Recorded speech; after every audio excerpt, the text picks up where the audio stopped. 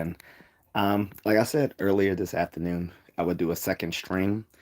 Um, I haven't worked out yet because it went from being a ferocious thunderstorm earlier to a full-on tornado warning, and not just one tornado. Apparently, there's several tornadoes in the Maryland area right now. Um, the in my area is supposed to end as of now 9:30 Eastern Standard Time or EDT. But just to play it safe, I'm gonna give it a little bit longer because I remember the last time I was caught in a thunderstorm, I was actually worried about that. So I don't want to deal with that again. So we can get right into this and I can talk about something somewhat related. Now, earlier this afternoon, I had a Ask Me Anything format. It was a rainy day, and I was like, hey, let's just talk about anything. However, I kind of lost um, my connection or something because I couldn't see the comments. So I just ended it after about 50 so minutes, almost an hour long, which is not bad, but it could have went longer.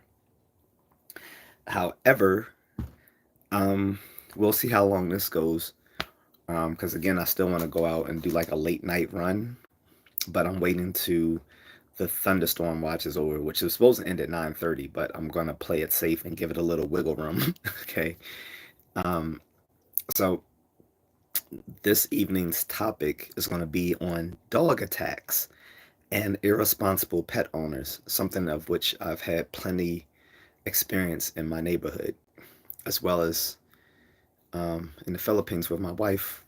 In our gated community, we have a ongoing problem with irresponsible pet owners.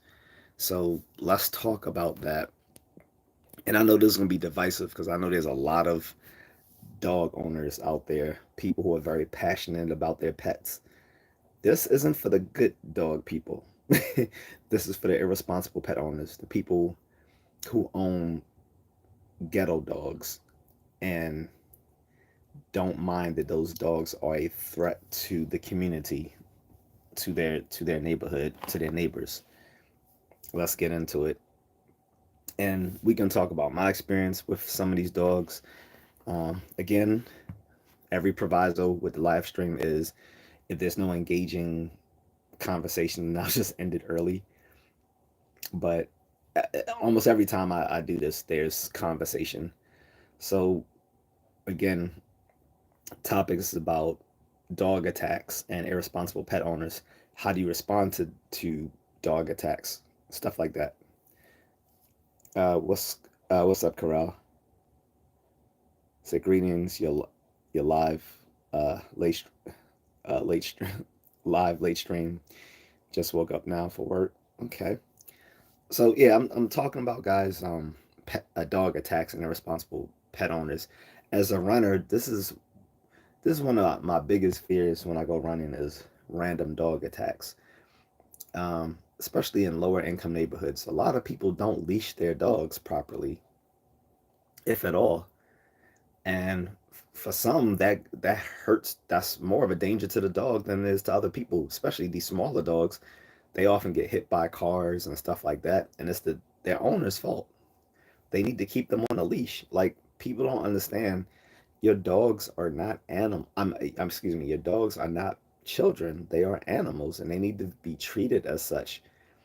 They have a limited mental capacity, and the things that they do, you are responsible for. So, um, one of the biggest threats from dog attacks are obviously pit bull owners. And again, I'm not trying to offend anyone, but I think pit bull owners are the worst dog owners. First of all, they all think, oh, my dog won't attack anyone. He doesn't bite.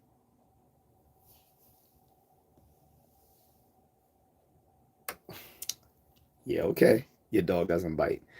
Your dog is literally bred to fight. It will bite people. It will bite you if so.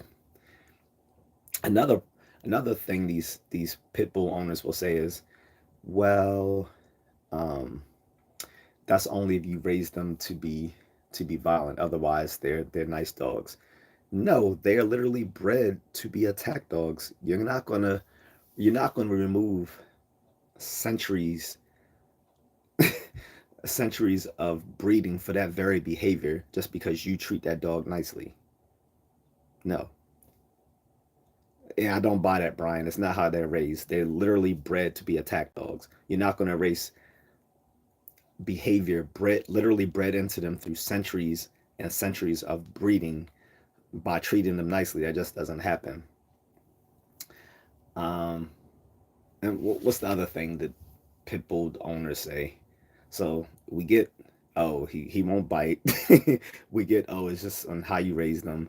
And the third thing is what is the the third thing? Um, it'll come to me. But yeah, um, and then also a lot of the pit bull owners, I'm just gonna say it because I'm very blunt in these streams and in my videos. If people haven't realized yet, a lot of pit bull owners are low class. I'm just gonna say it. They're low class. Like out of all the hundreds of breeds of dogs, you decide I'm gonna get that ugly ass animal to be my pet, not something like a Labrador, a Golden Retriever, a Beagle, a Collie, um, you, uh, anything. No, I'm gonna get a pit bull. I'm gonna get an ugly ass animal that scares the shit out of everyone else to be my pet. Yeah, okay. And again, they are threats to everyone else who aren't the owner, and sometimes the owner too.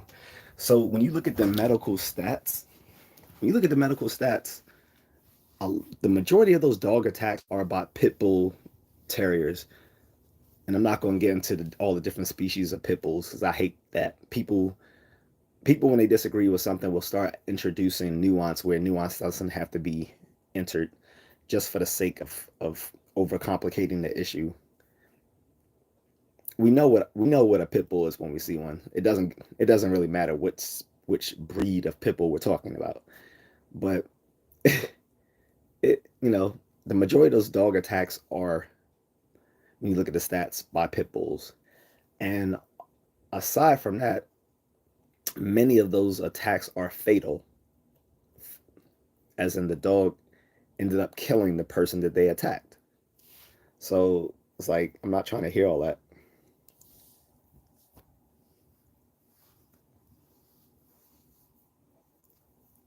No problem, very silly jester. Um, he says, hey, I replied to post you made yesterday and just wanted to make sure that you knew my disagreement meant no disrespect to you and still does not. Hope you understand. Have a nice night. Have a good night as well. Um, but yeah, the third thing just popped in my head and it just disappeared just that quickly. That means I probably should have drank some coffee earlier. Or had a script. I ad lib these things. I never have any prepared material when I do these things. If so, it'd probably go a lot more smoothly, but it would probably not be as um it wouldn't seem as authentic if I did like a script. It was some Filipina YouTube content creator I used to follow, and everything she said seemed like she was literally just reading from a piece of paper. So it came off really bad. Yeah, that's what you say, Brian. I'm not buying it. I have three and they are gentle giants. I have a King Corso. Not one fight. They haven't bit anyone. I believe you're putting pit bulls in negative light. That's just as bad as being racist. No, it's not. And the fact that you even said that just completely defeats your whole fucking argument. Because anytime you're gonna compare the racism that black people go through to a fucking dog means you don't know what the fuck you're talking about. The Going through fucking slavery and Jim Crow has nothing to do with a fucking dog that's been bred to fight and kill other dogs. That's stupid as fuck. That's fucking dumb. And that's why I said pit bull owners are the worst fucking people. You don't give a fuck if your fucking dog goes out and kill motherfuckers because, oh, that's my baby. Man, fuck that animal and fuck you too. That's why I literally that's why every runner has to worry when they go running that someone's dog doesn't fucking attack them, and it's usually a fucking pit bull. Just 2 weeks ago, a fucking puppy pit bull attacked my niece while she was playing with her friend. And even though it was a puppy, it bit completely through her clothes and left whelps on her arm. And then the owners came and just picked up the dog and didn't say anything to my niece, didn't make sure she was okay or whether she needed medical attention or anything. So my sister came and told me what happened. We drove to the person's apartment. They refused to answer the door even though we knew they were there. So she called the police, left a police report, and then the next day she went to the leasing office and told the leasing office manager what happened. The leasing office manager was pissed because that family wasn't even supposed to have a pit bull in their fucking apartment complex. So they are getting evicted. And on top of that, the police said they were calling animal control and they needed to keep that dog there so they can, so that animal control can do their due diligence. Pit bull owners, they're the fucking worst.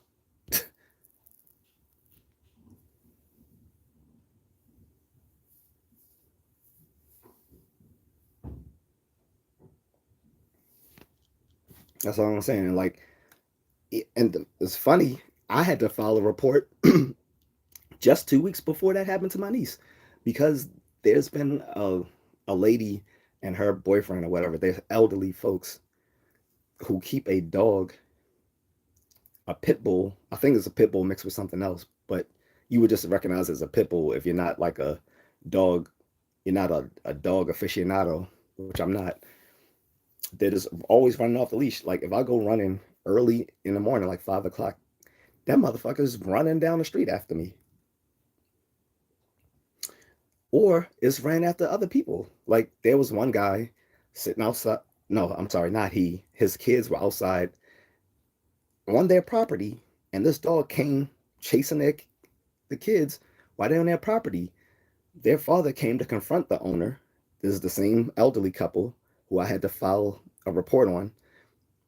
He told them, he told the older woman, "Hey, your dog attacked my kids." She had the audacity to say, "Well, your kids shouldn't be out at night," on their property, telling this man that his kids shouldn't be out on his property at night.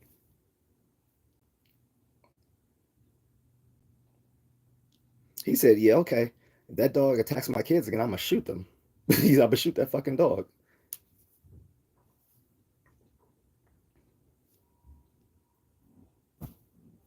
Pit bulls. Another time, I was running. I was running down the street, about to get to my house. A cool ass white dude pulled up beside me. He said, "Hey man, I see you running up the street." He said, "I just want to warn you. I saw two pit bulls running down the street. I thought you might want to know that before you go down that way." I was like, "Hey, thanks a lot." I was like, you probably saved me." He's like, "Nah." He said, "Don't." He said, "Don't even worry about it, man. No problem." That guy could have saved my life that day. Two unleashed dogs. I mean, two unleashed pit bulls. Not one, two unleashed pit bulls running down the street.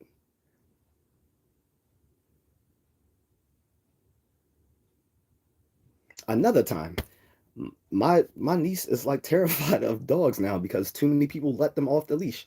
Another time, she's coming, I think from school or after school program, something, and she runs into the house, and I was like, "What's wrong?" And she was like, "It was some dog chasing me." She was like, he bit some other kid or something like that. So she just dropped her book bag where she was and just, you know, ran to the house. So I said, "Okay, we're coming. We're going to go get your bag." So I went. So I grabbed my Bowie knife. I put on my leather jacket and some tactical gloves. People know what If people don't know what tactical gloves are, I showed a pair that I have in my bug out bag. The knuckles are made to attack people. So I put on my tactical gloves, grabbed my Bowie knife, grabbed another weapon I gave her just in case she needed it, put on my leather jacket, said, let's go get your book bag. Went out there, found her book bag, and we came back. She said that there's some owner, I think, came to collect the dog. That's why he wasn't still there. Another time, again, I'm running, and this girl, some little young Latina girl, decided to walk her Rottweiler without a leash. A Rottweiler, another another typical attack dog. That dog, as soon as he saw me, took after me. Mind you, I had just ran 5 miles, so I was tired of shit. I was doing one last mile, and I was exhausted. I could not outrun that dog. So I head right into the street, right into traffic, just to get away from the dog. And he didn't follow me into traffic, so he then turned and found the closest person walking by and started chasing him. And then when I finally turned around to get back home, the dog popped out of nowhere and started chasing me again. I literally took out my phone, called the police. They told me they couldn't do anything unless the dog bit me, but then connected me to animal control. Mind you, I am actively running as I'm talking to these people on the phone. And animal control wanted to know who's the owner and where's the address. Like, how the fuck do I know? I'm running. I'm literally just running, you know, doing some road running as a workout. I don't know where the dog's address is or who the name of the owner is. Why would I know that as if I'm just running? To their credit, they did come out to my house and um, asked me information, and they went up to the street where I told them where I was first chased by the dog, and they asked a few of the neighbors if they were the owners or knew of the dog, and they all pretended that they didn't know who the dog was. But I'm pretty sure everyone heard me yelling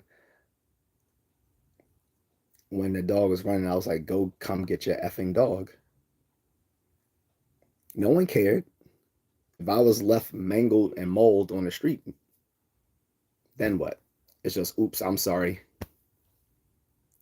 Fucking bad dog owners are the worst. And again, that's the biggest threat when I run. When I run, I'm not worrying about cars. I'm not worrying about people attacking me as much, even though those things happen. But I have to worry about vicious dogs and their stupid fucking owners who treat them like children when they're fucking vicious animals. And the worst part is the people who do this the most are the ones who have the most violent dogs. What's up, Eric?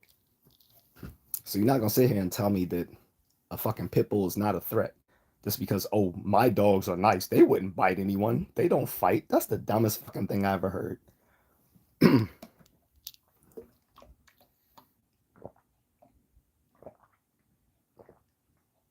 So yeah, I'm gonna put it out there because I've made several videos about it. I made some long form videos and I've done some YouTube shorts. So I'm figure I just talk about it on live stream. I'm not about to change my fucking lifestyle for your motherfucking dogs, Brian. I don't give a fuck what you think. I will shoot those fucking dogs. This is why they now have joggers pistols for stupid motherfuckers like you who think your dogs own the block. So everyone in the whole fucking neighborhood is supposed to change what they fucking do because you want to run with your little fucking ghetto ass dogs around the motherfucking neighborhood, and everyone else is supposed to be inconvenienced because of your dogs. Fuck you and fuck your dogs. Seriously, with everything I own, fuck your dogs. Fuck pit bulls. I think they all should be stopped. They need to stop breeding them entirely. They're the fucking ghetto dogs of the 2000s. In the 70s and 80s, it was all about Doberman Pinschers and German Shepherds. Now it's all about pit bulls and Rottweilers. And people keep these dogs because they know they're a fucking threat. When I filed the fucking report on those elderly people, again, I was just coming back to my house. That dog took off on me, and I know how to deal with these dogs. So I turned right around and said, "Get the fuck away from me before I fucking stab you." I took out my pepper spray and whatever else I may have had on my person at the time when I was running, and turned around to the dog, and then it turned it left, and then when I turned to go back to running back to my house, it tried to chase after me again. It doubled back, and all the owners were like, "No, come back, come back, come back, get it, stop that." The dog wasn't listening to them. The dog didn't care what they said. The dog didn't care what they said. He was going to attack me no matter what their owner said. Both of them are yelling after the dog, like, "Come back, come back." And they're like, "Oh, I apologize." I was like, "Fuck your apology." I said, "I'm tired of that fucking dog." I said, "I threatened the fucking neighborhood." And they got mad at me.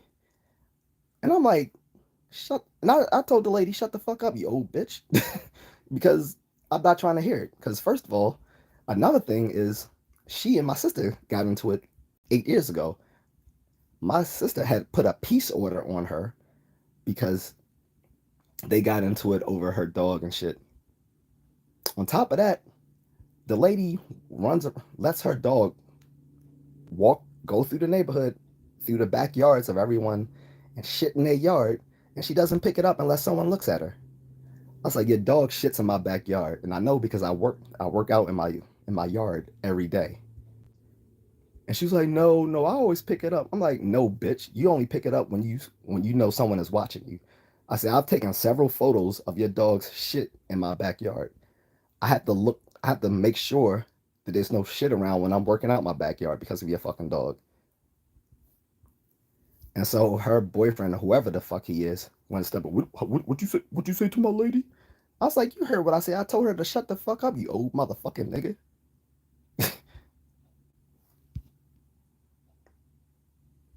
And he wants to do woo woo, and he started fishing in his little man purse or whatever the fuck. And I'm like, "Yeah, okay." So I put up my high guard, like, "Okay, what's up?" Because I was about to knock that motherfucker out. And he's lucky he's old. It's only because he's old that I didn't fucking fire on his face in the first place. Because once I started seeing him fish through his purse, I knew that was someone younger that they were probably packing a little compact pistol or a knife in that little bag. I gave him the benefit of the doubt, which actually I shouldn't have done. Like, for my own self defense, I shouldn't have even let him start fishing through his bag without just automatically rocking him. But he was in the wrong. His dog fucking came at me not once but twice. They called after the dog. The dog didn't listen to them. It's only because I turned around and knew how to look more aggressive towards the dog that the dog ran away. On top of that, the dog has came after me multiple times early in the morning. Is is harassed other people in the neighborhood, including kids. People shouldn't have to worry about their kids being attacked by someone else's dog because they're irresponsible. I'm an adult. These are kids. And I'm a trained fighter. I don't expect kids to be, nor the average person on the street. And so when me and the old man got into it, I was like, "All right, we'll see about this." So I filed a report on them.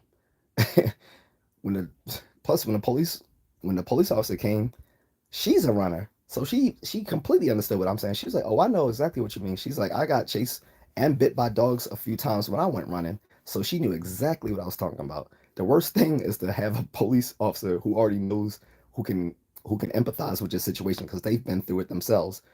So she was like, "Yeah, let me go talk to them." She gave me the information, said, "You can go place a peace order on them right now." She's like, "The circuit court is right up the street and they're open uh 24 hours a day."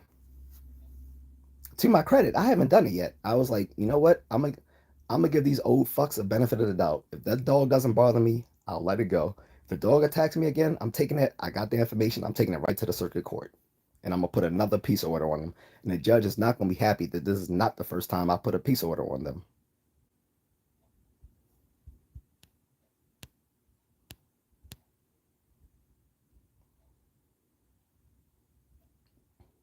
Eric says, "My dogs stay at the house.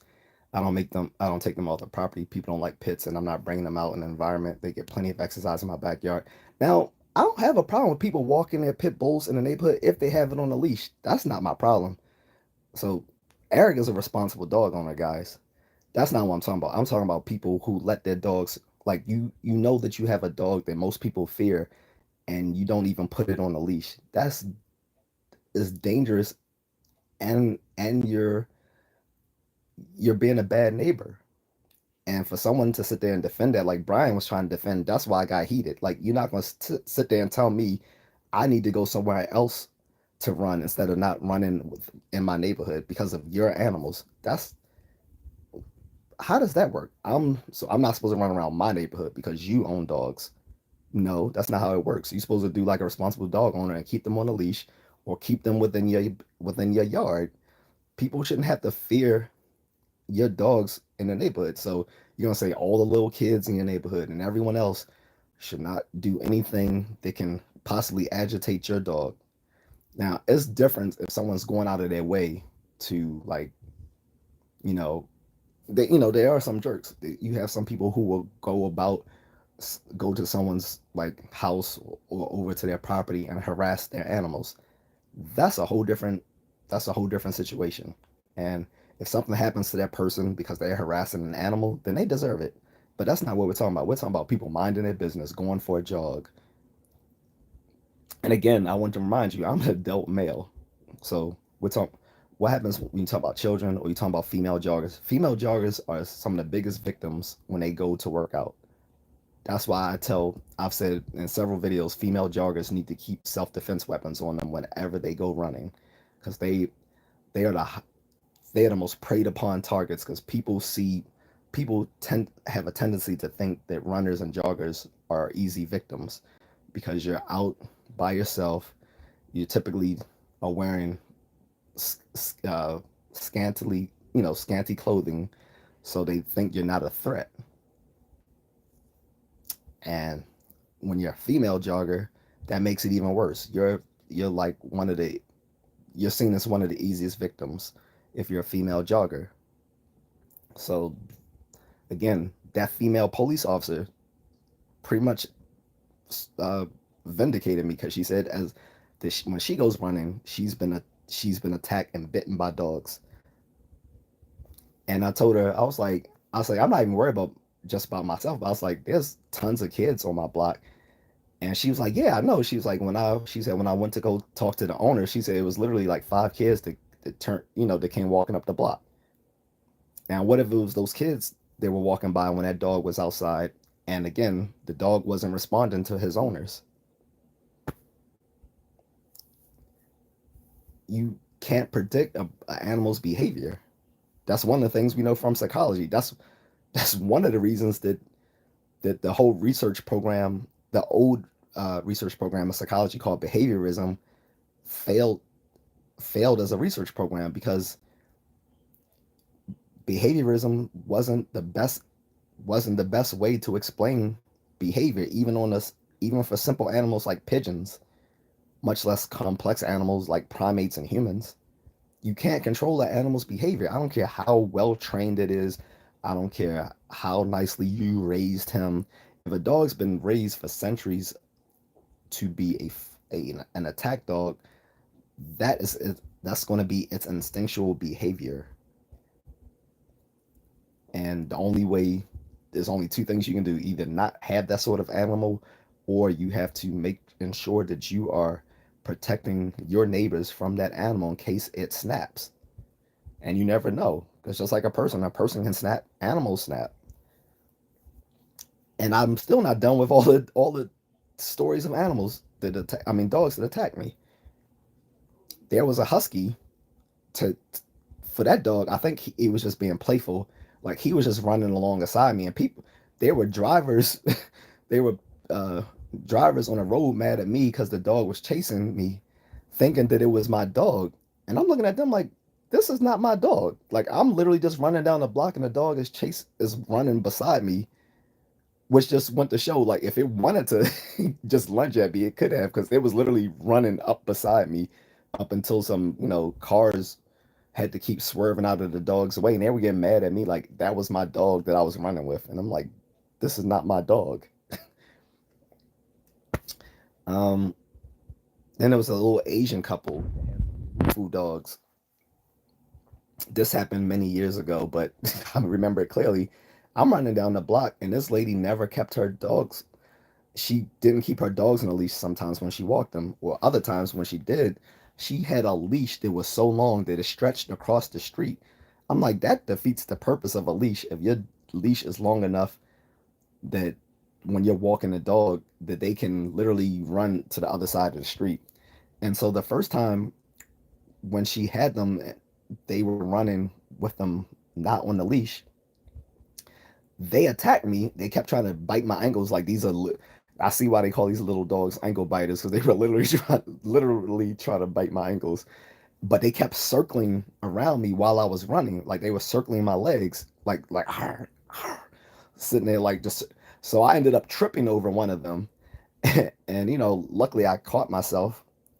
Um, but I scraped up the palms of my hands when I fell, and then the lady just walked past me, seeing me pick myself up, and just smiled.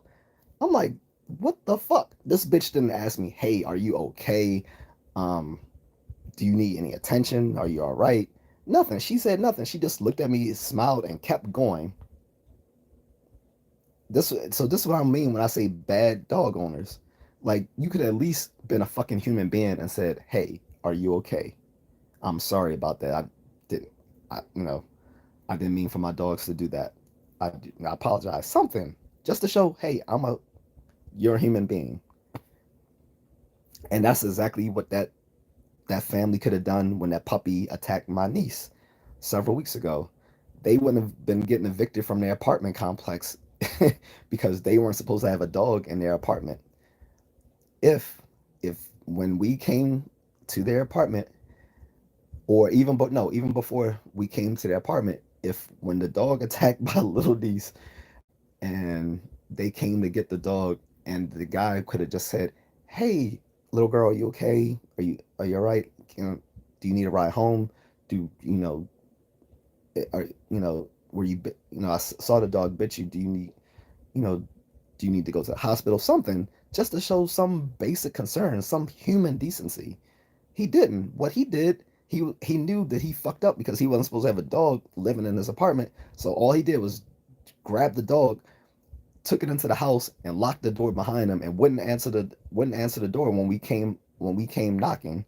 It's not like I was gonna come to the door and just beat his ass. Like it wasn't that serious. We were just gonna have some words like, "Hey, your dog attacked my niece," and you know what's up. But no, people can't even be decent enough to say, "Hey, I'm sorry."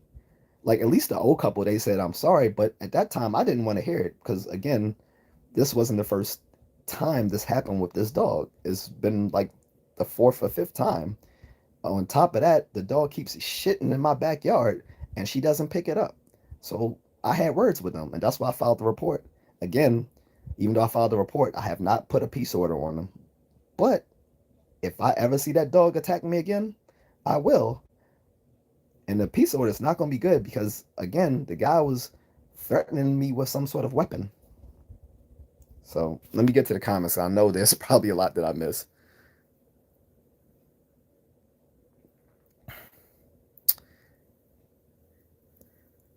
Carl says, not too good to be honest. Just waiting for the police to turn up. Crackhead tried kicking my daughter's door down and I lost control. Whoa, what? What? Think I broke my wrist?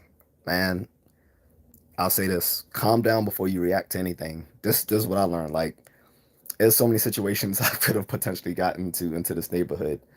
This isn't a bad neighborhood, but you have some dummies, right? Like the altercation between that older guy could have went left really quickly. Because, like I said, if he wasn't an older gentleman when he was fiddling around in his little man purse to attack me with something, if he was younger, I would have just straight went in on him. I wouldn't have gave him a chance to pull something out. Because if he was a younger guy, I'm pretty sure he would have been pulling out some sort of pistol or knife on me. But sometimes you have to take a breath, assess the situation before you react. Sometimes it's better to underreact than overreact.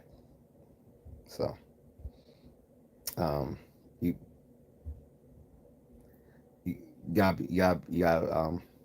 gotta think before you react, Carl. All right.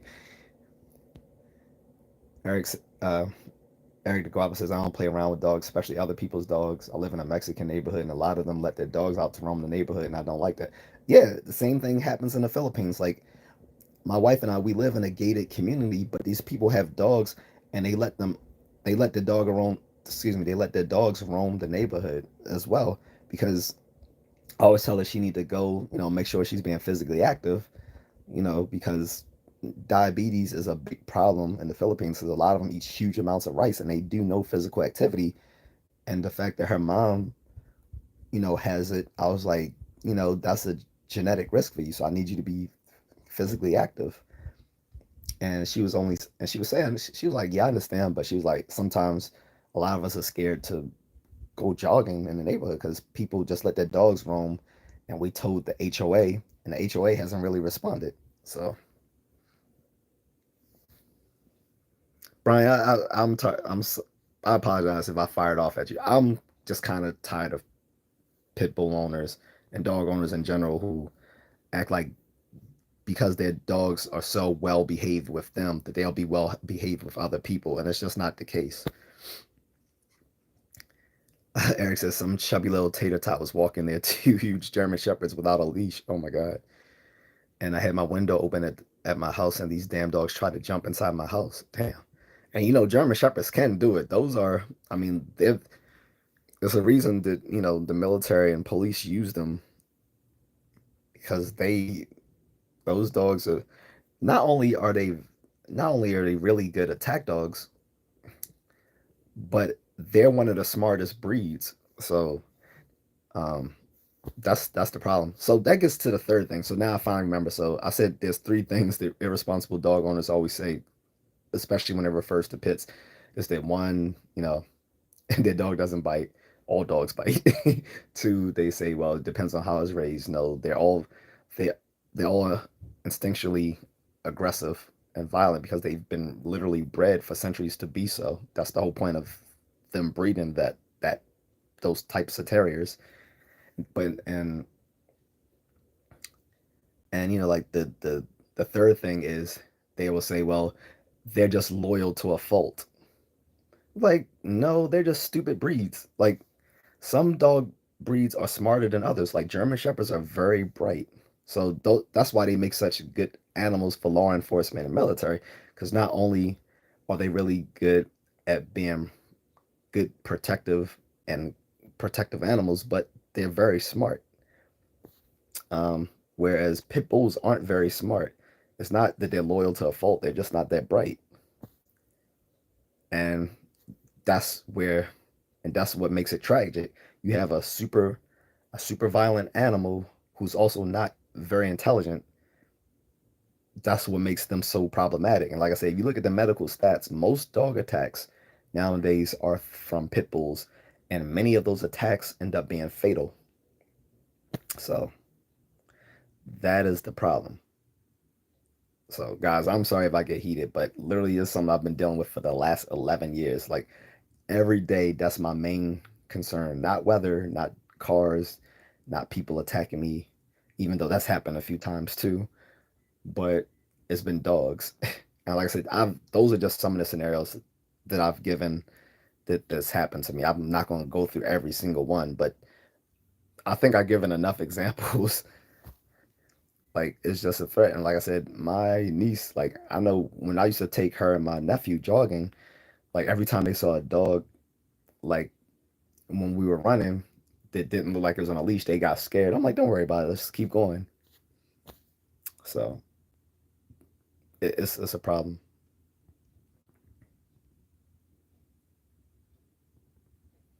Wait, so the dog owner called the cops on you, Eric? That's that's incredible. See, that's what I'm talking about. Like they have a some of them have a twisted sense of reality. Like I said, the lady who owns the pit bull was trying to lie to me, saying um she doesn't just allow her dog to shit. And I've literally seen the dog do it. Like I said, I've seen the droppings in my backyard, and I know she walks back there every day. And if no one's watching her, she doesn't pick it up. She only picks it up if people are watching her. On top of that, she's had a literal run-in with my sister like 9 years ago, where they had to take it to court, and there ended up being a peace order. So that was the other thing. She shouldn't have been even coming past our house with that peace order, but the peace order did eventually expire.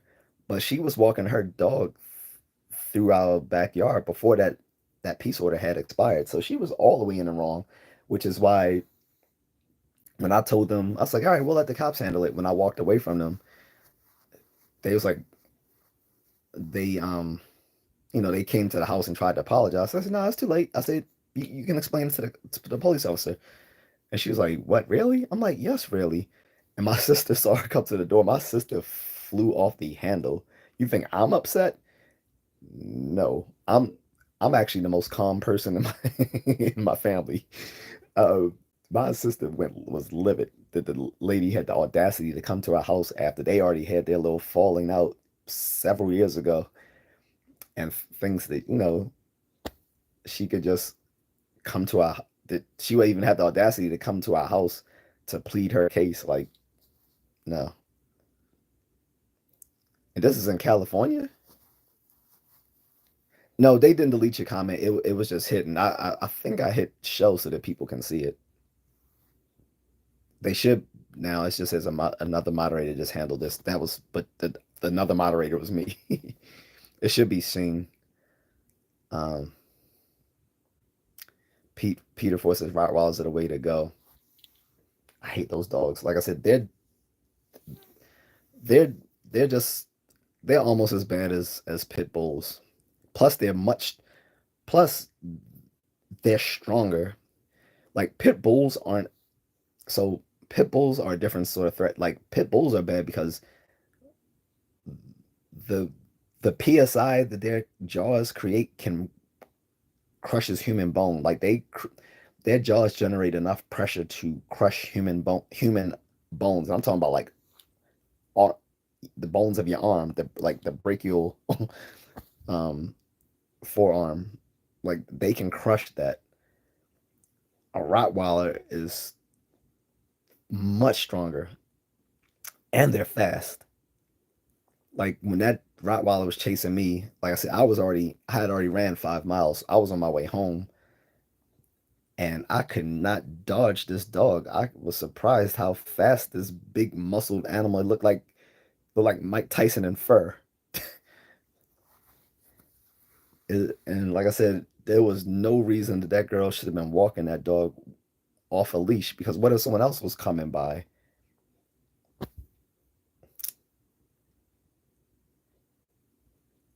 Happy Gilmore says, why do you say pits are not smart? Because different dog breeds have different intelligences. You don't have to, you don't have to be an ethnologist to or animal behaviorist to know that different animals have different mental capacities. Within dog breeds, there are some that are smarter than others. German Shepherds are one of the brightest breeds of dogs. Pit Bulls are some of the dumbest. Poodles are some of the dumbest as well. Shih Tzus are are known as being pretty stupid. So yeah, it's just a fact. Some breeds are smarter than others. Ironically, we have coyotes in our neighborhood. Guess what? Guess what animal never chased me when I was running? The coyote. Coyotes have never chased me, but domesticated dogs do. Says a lot. Eric says, I think golden retrievers are the best family dogs. If I ever get another dog, I will get one of those. Yeah, golden retrievers, Labradors, what do they call them? The hypoallergenic ones, Labradoodles. There's those. Um, I like collies. Those are good. Dachshunds. Do people? I don't even know if people still buy Dachshunds. I've seen some Dalmatians, Greyhounds, Beagles, all of it. That's what I'm saying. Like it's just weird that people will lash onto pit bulls. Like if you're keeping a pit bull for protection, because like I said, I think the elderly couple was keeping that pit bull for protection. That's fine, except that they try to weaponize that dog when they get into disagreements with people in the neighborhood, because she threatened my mother, and again, because she's elderly, she got away with it. My mother once saw her walking the dog in our backyard and said, "Stop walking that dog in our backyard," and she threatened to have that dog attack my mother. If she was a younger person, especially a male, I can't say what I want to say on YouTube, like, but it wouldn't have been pretty. She's only she only got away with that because she was an elderly woman. But threatening my mother with your pit bull? Are you serious? Like, you can't sit there and say, you want to have a dog for protection, but then you want to weaponize it anytime you have a disagreement with someone, especially when you're in the wrong.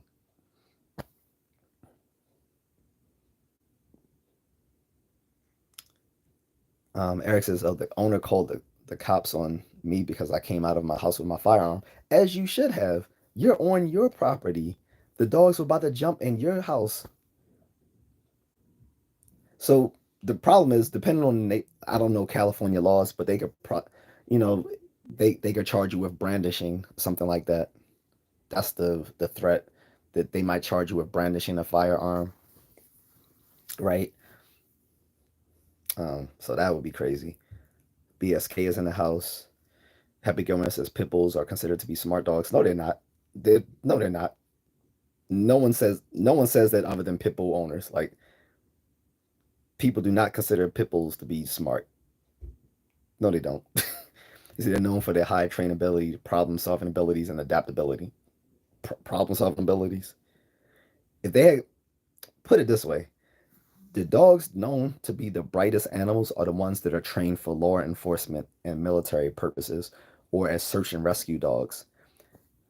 When and where have you seen a significant amount of pit bulls used as police dogs, military dogs, or search and rescue dogs? Where? I'll wait. Eric says, I was about to deal with those dogs like Old Yeller. No, see, Old Yeller was dealt with peacefully. They took him out back. Come on, come on, Old Yeller. Man, that was a sad ending too, man. That that that hits the old heartstrings, the end of Old Yeller. That and what was the one with that was that movie that came out like 13 years ago. Man, I've never seen so many thugs about to cry in my life. But it's the end of that movie was, I can't remember the name of it. Um, damn, someone will say it probably in the comments. But yeah, Rottweilers are very trainable. I guess so. They use as guard dogs. Like, to me, Rottweilers, Doberman Pinschers, Pit Bulls, those are junkyard dogs. That's what they used to call them back in the day.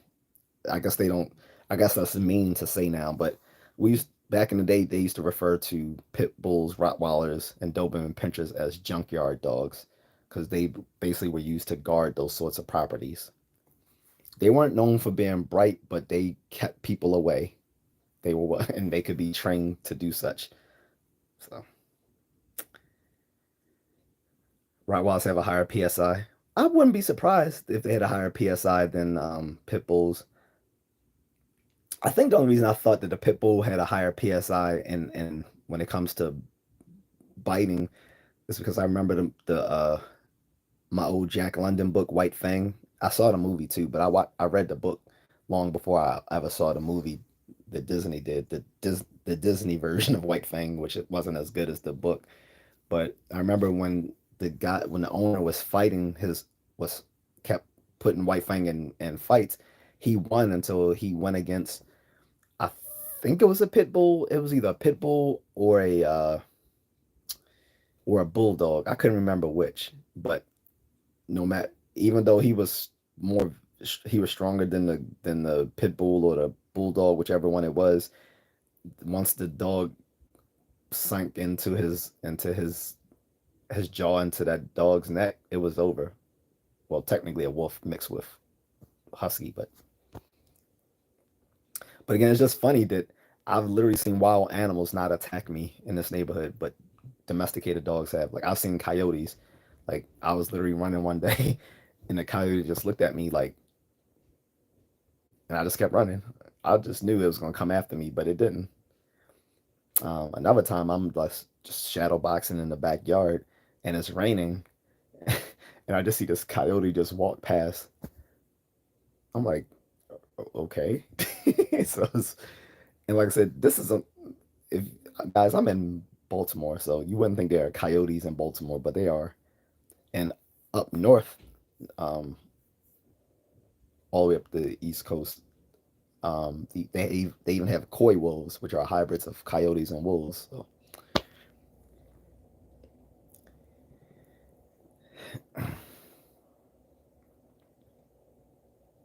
Braden Clark was I don't know what you're talking about.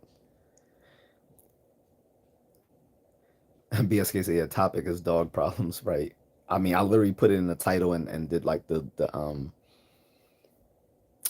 profile pic so that people will know coming in that's what the topic is. Because earlier was a I did an earlier stream where I said you could just ask me anything, but I said if I do a stream tonight, it's going to be a focused topic. So that's the thing I chose to talk about was dog attacks and bad pet owners.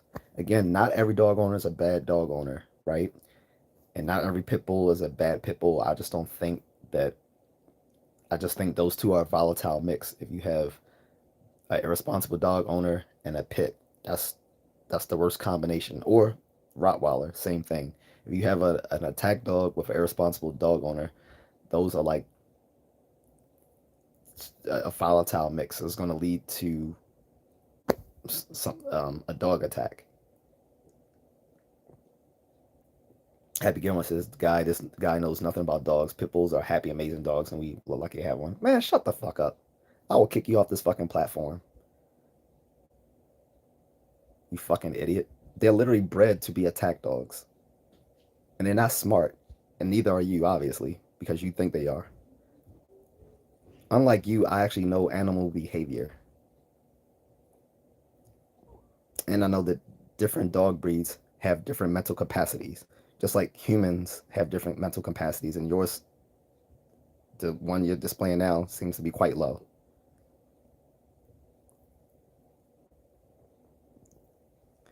Anyway, so Eric says coyotes are tricksters. They will lead you to an area and then jump you.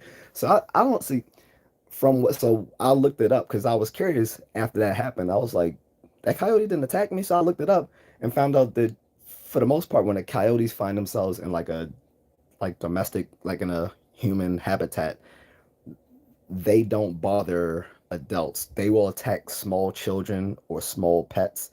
So if you have like a small dog or cat, or if you have like an infant or toddler, they will attack them, but they won't attack like adults or adolescents because they consider them a threat. Now, if you have a pack of coyotes, I think they would try to attack a person. But since they will often go out solo, I don't think coyotes are opportunists, so they're not going to risk. I don't think they're going to risk it all trying to attack like a 180-pound person that's like 5'10". Like that's not you know animals unless they're like injured or starving can make relatively good risk assessment. Wild animals can, not domestic ones. Domesticated animals have been bred out of their better common sense.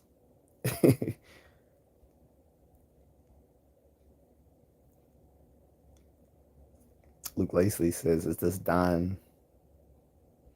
Okay. The joke was funny literally like 3 weeks ago. It's not funny anymore. And I look nothing like Don Cheadle.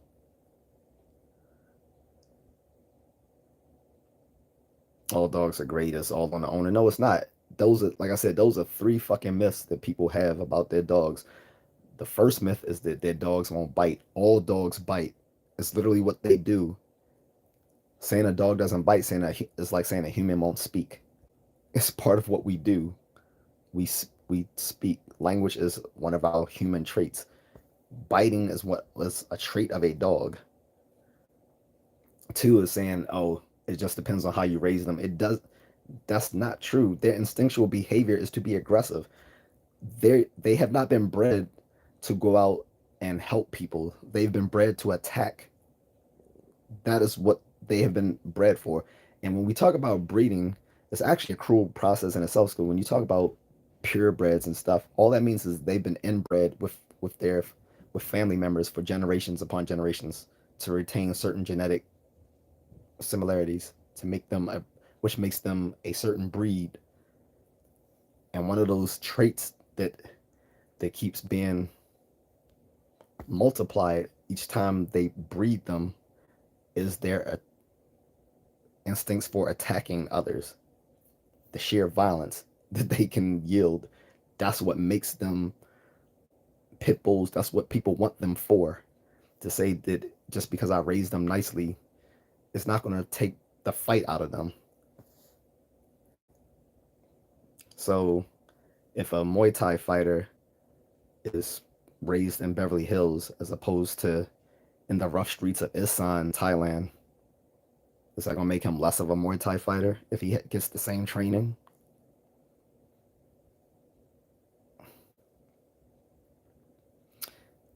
And then the third thing is, and then the third myth is that they say, oh, the pit bulls are just loyal to a fault. No, they're not loyal to a fault. They're just not that bright. So, all right, Luke, you're getting timed out. You're a fucking idiot. I don't have the patience. Eric says dogs are terrible for protection. Yeah, well, yeah, no. I think it depends on the breeds. Plus, like I said, if you have like I said, the problem with keeping a pit bull for protection is that it will be indiscriminate in how it attacks.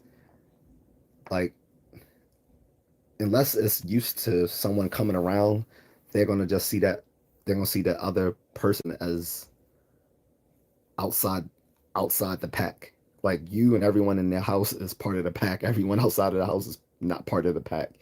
They can't distinguish the friendly postman from the potential burglar. Like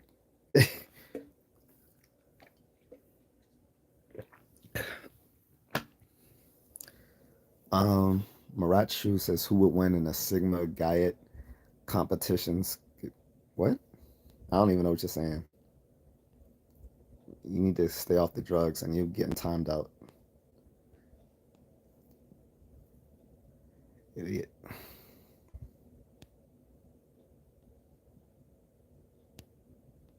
Of mice and men. What is that? Hmm? Batshit crazy says generally smaller dogs are more stupid. It seems to be the case because, like I said, poodles are known to be stupid. Uh, I shouldn't say stupid. They're known to be less smart of a breed. Shih Tzus are known to be not that bright. Um, like I said, pit bulls aren't known to be that bright. But like I said, German shepherds are every bit as aggressive as like a Rottweiler pit bull, but they're smarter animals, which is why they can be trained to be used in law enforcement and military or search and rescue. You have some animals that can be used as service pets, service animals. I have not seen people use, and like for someone like the guy earlier, I think Brian or whoever was saying that, um, no, it wasn't Brian, it was another guy saying, well, these animals are actually really smart. You don't know what you're talking about. You don't know anything about dogs. I'm like, first of all, you're talking to someone who has a background in behavioral science, so I do know what I'm talking about. And two, like I said, if an animal was that bright, you would see it being used for a bunch of different in a bunch of different capacities. You don't see pit bulls being used in a bunch of different capacities because they're not that bright. Another really bright dog is the Um, what's the animal you used to see like in like the Swiss Alps and stuff? They used to have like the little mini barrel of ale for like mountaineers and stuff to help rescue like mountaineers who may have fallen and stuff like that. I forgot what breed of animals those are. Um, a Saint is it Saint Bernard? Is that what they're called?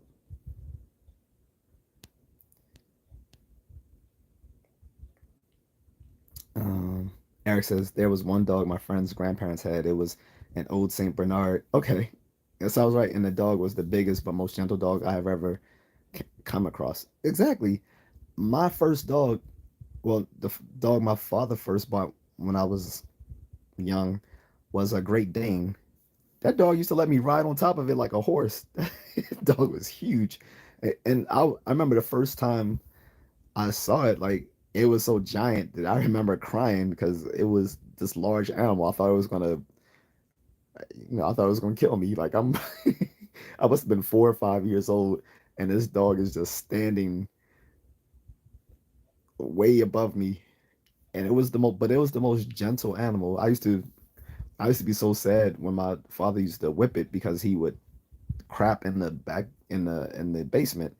But I was like, man, that's my father's fault. He should have took him out walk. He should have walked the dog more often. But he would whip the dog anytime it, you know, took a dump in the basement. But it was the most gentle dog. Used to love the animal. We called it Mountain.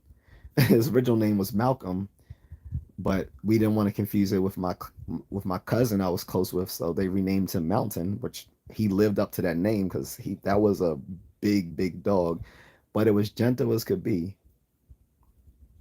And I've met a gentle Rottweiler too. My cousin used to have one. I still used to be scared of shit of his dog, but she was pretty chill when we were at the house. But she still looked like she still like she would like bite your head off. But it was a gentle animal. I remember when his Rottweiler died, like he was sad, so we took him out clubbing in DC one night so he could get over it. Because he was sad about the dog dying. I think they named the dog Lexi at that.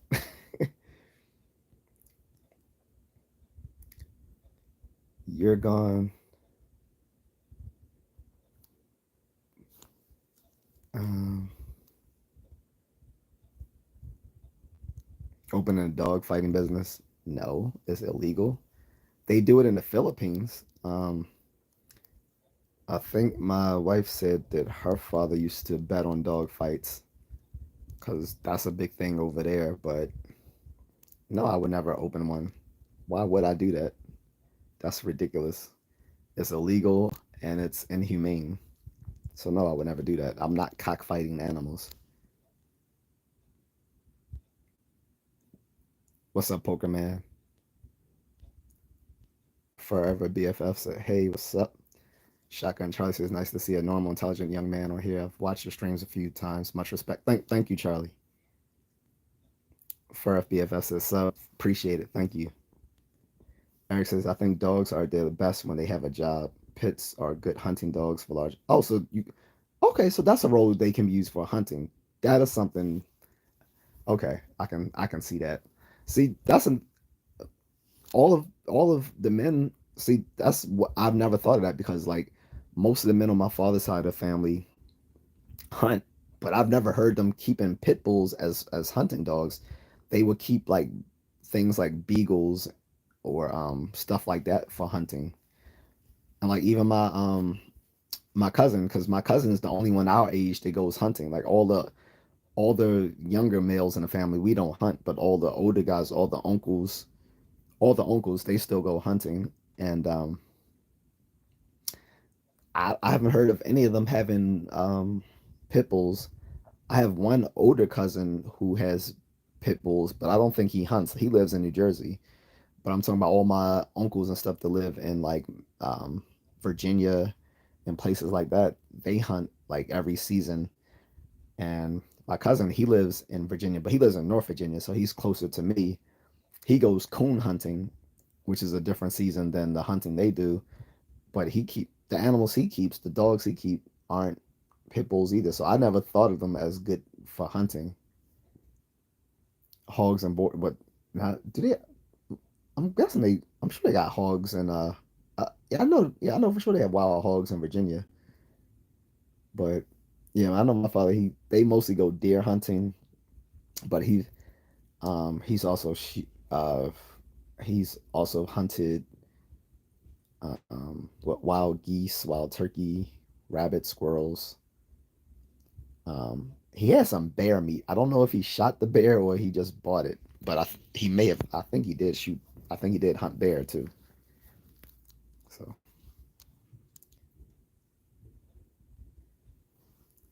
um, shotgun tries to the Saint Bernards. Okay, yes, I was right. So I remember. You remember the old cartoons when they would have like the little fluffy Saint Bernard? He looked half drunk himself. Like I think the joke was that he was drinking some of the some of the rum that he was keeping in his barrel around his neck. I think that was like the joke on the old cartoon. But the dog always looked half drunk, but he always like they were known to be like search and rescue dogs, like in the Swiss Alps and stuff like that. Those Saint Bernards are known to be very bright animals as well. So maybe maybe there is some sort of positive correlation between the size of the animals and their relative intelligence. At least when it comes to dogs, not for other animals. Um, Mercanoid Peanut Butter says, "What do you think of the that zesty Isley brother who was stabbing dudes in the 70s?" What? I don't know. I've never even heard of that. And the only Isley brother I know is Ron Isley. I don't know the other ones unless Ron Isley was out there stabbing them. But mind you, if you look at the album cover, they all look zesty. But that was the 70s. Like that was the style. So I can't clown them for looking zesty when that was just the style back then. The 80s wasn't that much better. Look at Shalimar. Like like Charlie Murphy was saying, he was like Shalimar, they had all this makeup on and stuff like that. He said people was talking about Shalimar look good. He was like, man, Shalimar's a dude. He said those are men. So I don't know. What you mean RIP Jay-Z? That's not funny. Um Forever BFS says dog fights are dumb. Yeah, it's for one, like I said, it's inhumane. So I don't know why the guy was even saying it. I don't know if he was trying to be funny or he's trying to say like Michael Vick. I don't get it. But first of all, it's like I said, cockfighting animals is illegal and it's inhumane. Like I said, it goes on overseas, but that doesn't mean I would get involved. Um, Now, if I saw it happening, like if I saw like my in-laws, betting on, um, and I don't think it's usually dogs. I think it's usually actual like chickens that they fight like roosters, and they actually have the roosters will have blades on their legs so they can cut the other animals. Now, I think it's inhumane, but I'm in someone else's culture, so I'm not going to sit there and go to someone else's country and be like, "You guys can't do that. That's not humane." I stay in my lane.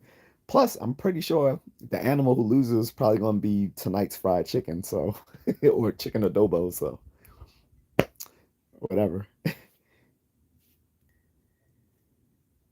Uh, Julian Johnson says, "Are you perhaps the reincarnation of Kobe Bryant, but super smart and a Sigma?"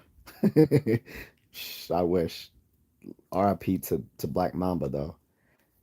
He and I were I think the same age, so that hurt when he died.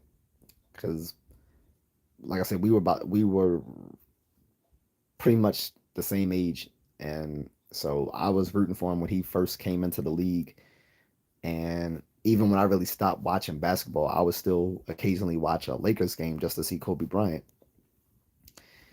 Um, so that was sad, but I'm nowhere near what he was as far as his talent, his drive. This guy, I don't know if you guys seen. There's a good Adam Sandler movie on Netflix about basketball. He plays like this uh I think like a basketball like a sports agent or something like that, and he's bringing in this European recruit to get him into the league. And he makes constant references to actual players. They have actual players in the film too. I forgot what it's called, but it's on Netflix if you guys want to check it out. And he was talking about Kobe's drive. He was like, because the guy was like, he was trying to get him up early in the morning. He's like, man, it's 4:30. He's like, man, Kobe used to get up at 3:30. He's like, he used to work out before the workout. So that's what it takes. Like, if I can have any comparison to Kobe, it would be a compliment, honestly. Um, Eric says one of my EMS buddies hunts black bears and he brings fortified pits with him. Those dogs are scary. To be honest, to take down black bears, I think you need scary dogs. So I can see it. I can see that if you're like hunting black bears, because black bears are vicious. Like the funny thing is, black bears are probably the most friendly towards humans of like bear species, at least in America. I, Not overseas, but in North America, I think like black bears are probably the most friendly towards humans. But even still, they're still like apex predators. And yeah, if you're gonna hunt them, I, I guess take pits with you. I mean, but I wouldn't go out hunting bears. I keep thinking of the movie The Revenant. That scene, like that, assured me that I never want to be anyway near a bear that's not behind a glass a glass cage. Eric says, I know cockfighting has a bad rap, but I used to go to those all the time as a kid and they were fun. Yeah, so I'm not knocking it because, like I said, if my in laws were doing it, because I know some of my in laws are into cockfighting. My wife even said that her father, before he passed away, he used to like go into the cockfights and stuff like that. No, I think she actually said he bred a few. And I was like, and I told her, I was like, you know what, if your father was still alive, I said I would have, I was like, I would have put money to him, doing this little cockfighting or whatever, or maybe even bought a few animals. And she was like, "Oh, yep, my father would have loved you." And I think, and I'm not going to shit on someone's tradition because I know cockfighting is something that happens in Latino cultures. The Philippines not only is Asian, but it's also Latino culture because they were owned by Spain longer than Mexico was. Some people don't know that. And there was a trade route that went between like Spain, Mexico, and the Philippines. That's why you had people who were Aztecs being taken to the Philippines. So you have some people who have indigenous Aztec ancestry in the Philippines, and as well there were some Filipinos who were who came to the New World as Spaniard conquistadors. So anyway, off of the history lesson. Julian says, "Do you know P Diddy personally, and what do you think about the show, The Downfall of Diddy?" Um, no, I don't know him personally. Wouldn't I? No, I definitely don't want to know that man personally because I like to keep my butt cheeks virginally intact. And if Diddy asks you to go to a party, you got to tell Diddy no.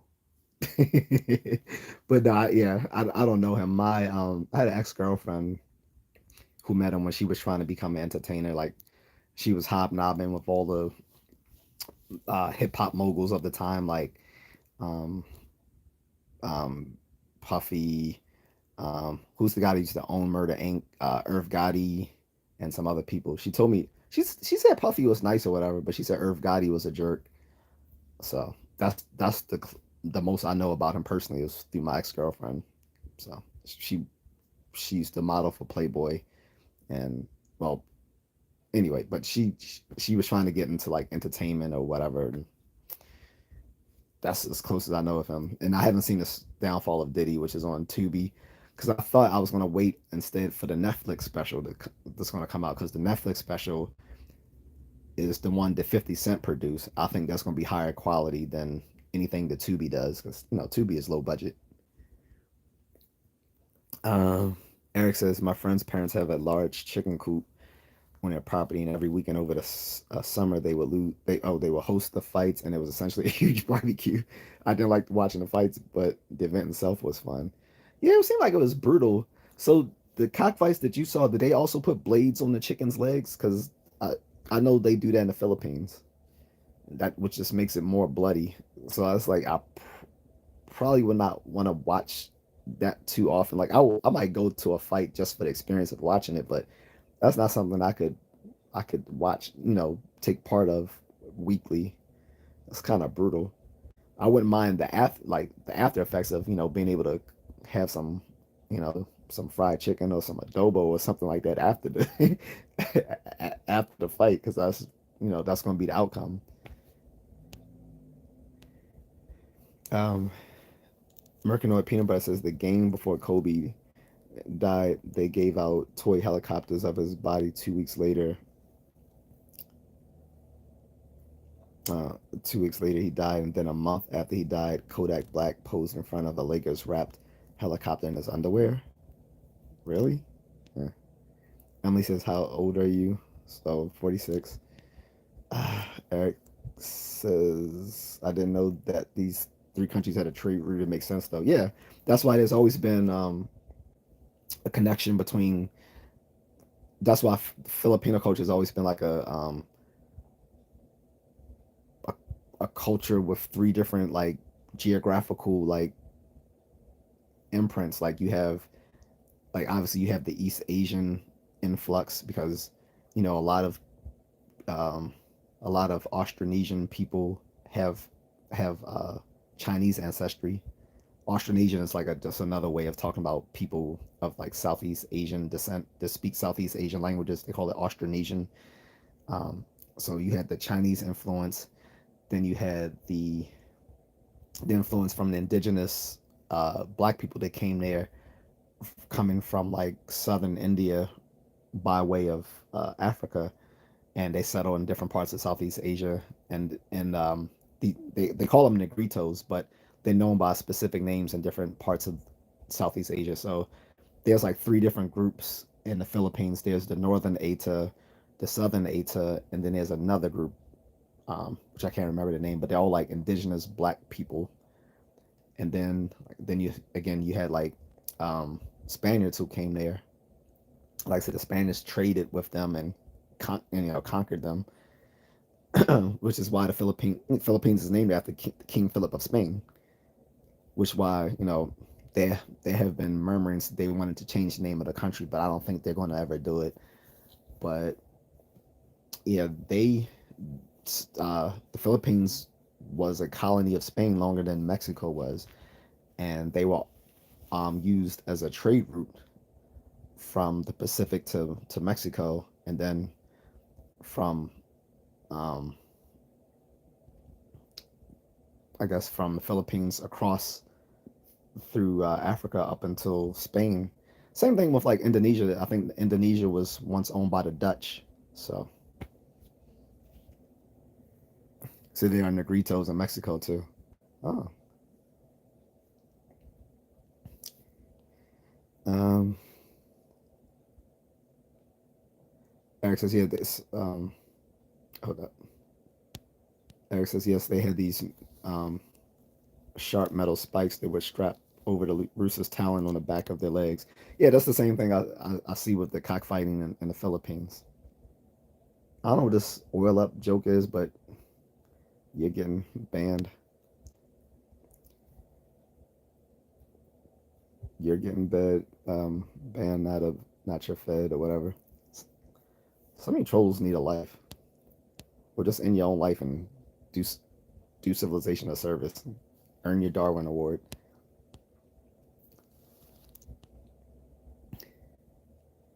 The Negritos though in Mexico, those aren't like indigenous Negritos, right? Because it's like I know of the all of the indigenous people are like Native American people, like the Aztecs, Mayas, Olmecs, and all the Toltecs and all those other groups. Um, but I was thinking like the black people there were the transplants from the transatlantic slave trade. They were brought to Mexico because I know they are there.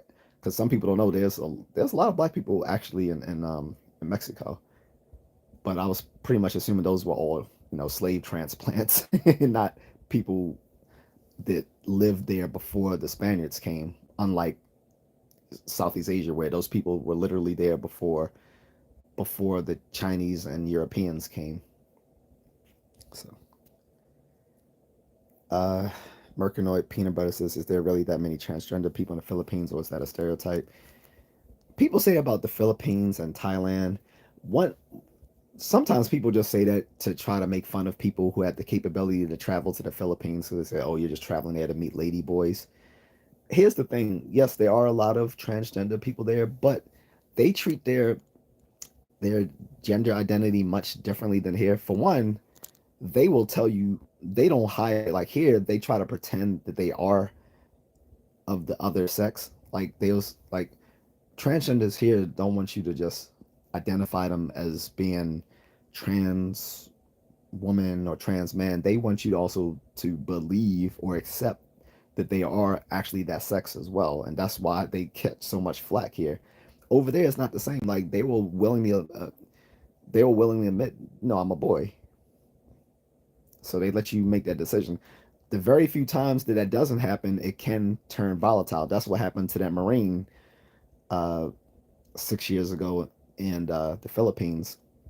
He was arrested and charged with murder because he killed this lady boy who pretended to be a woman when he met her, and she was working as the lady boy was working as a prostitute. But by and large, most of them will tell you that they are men.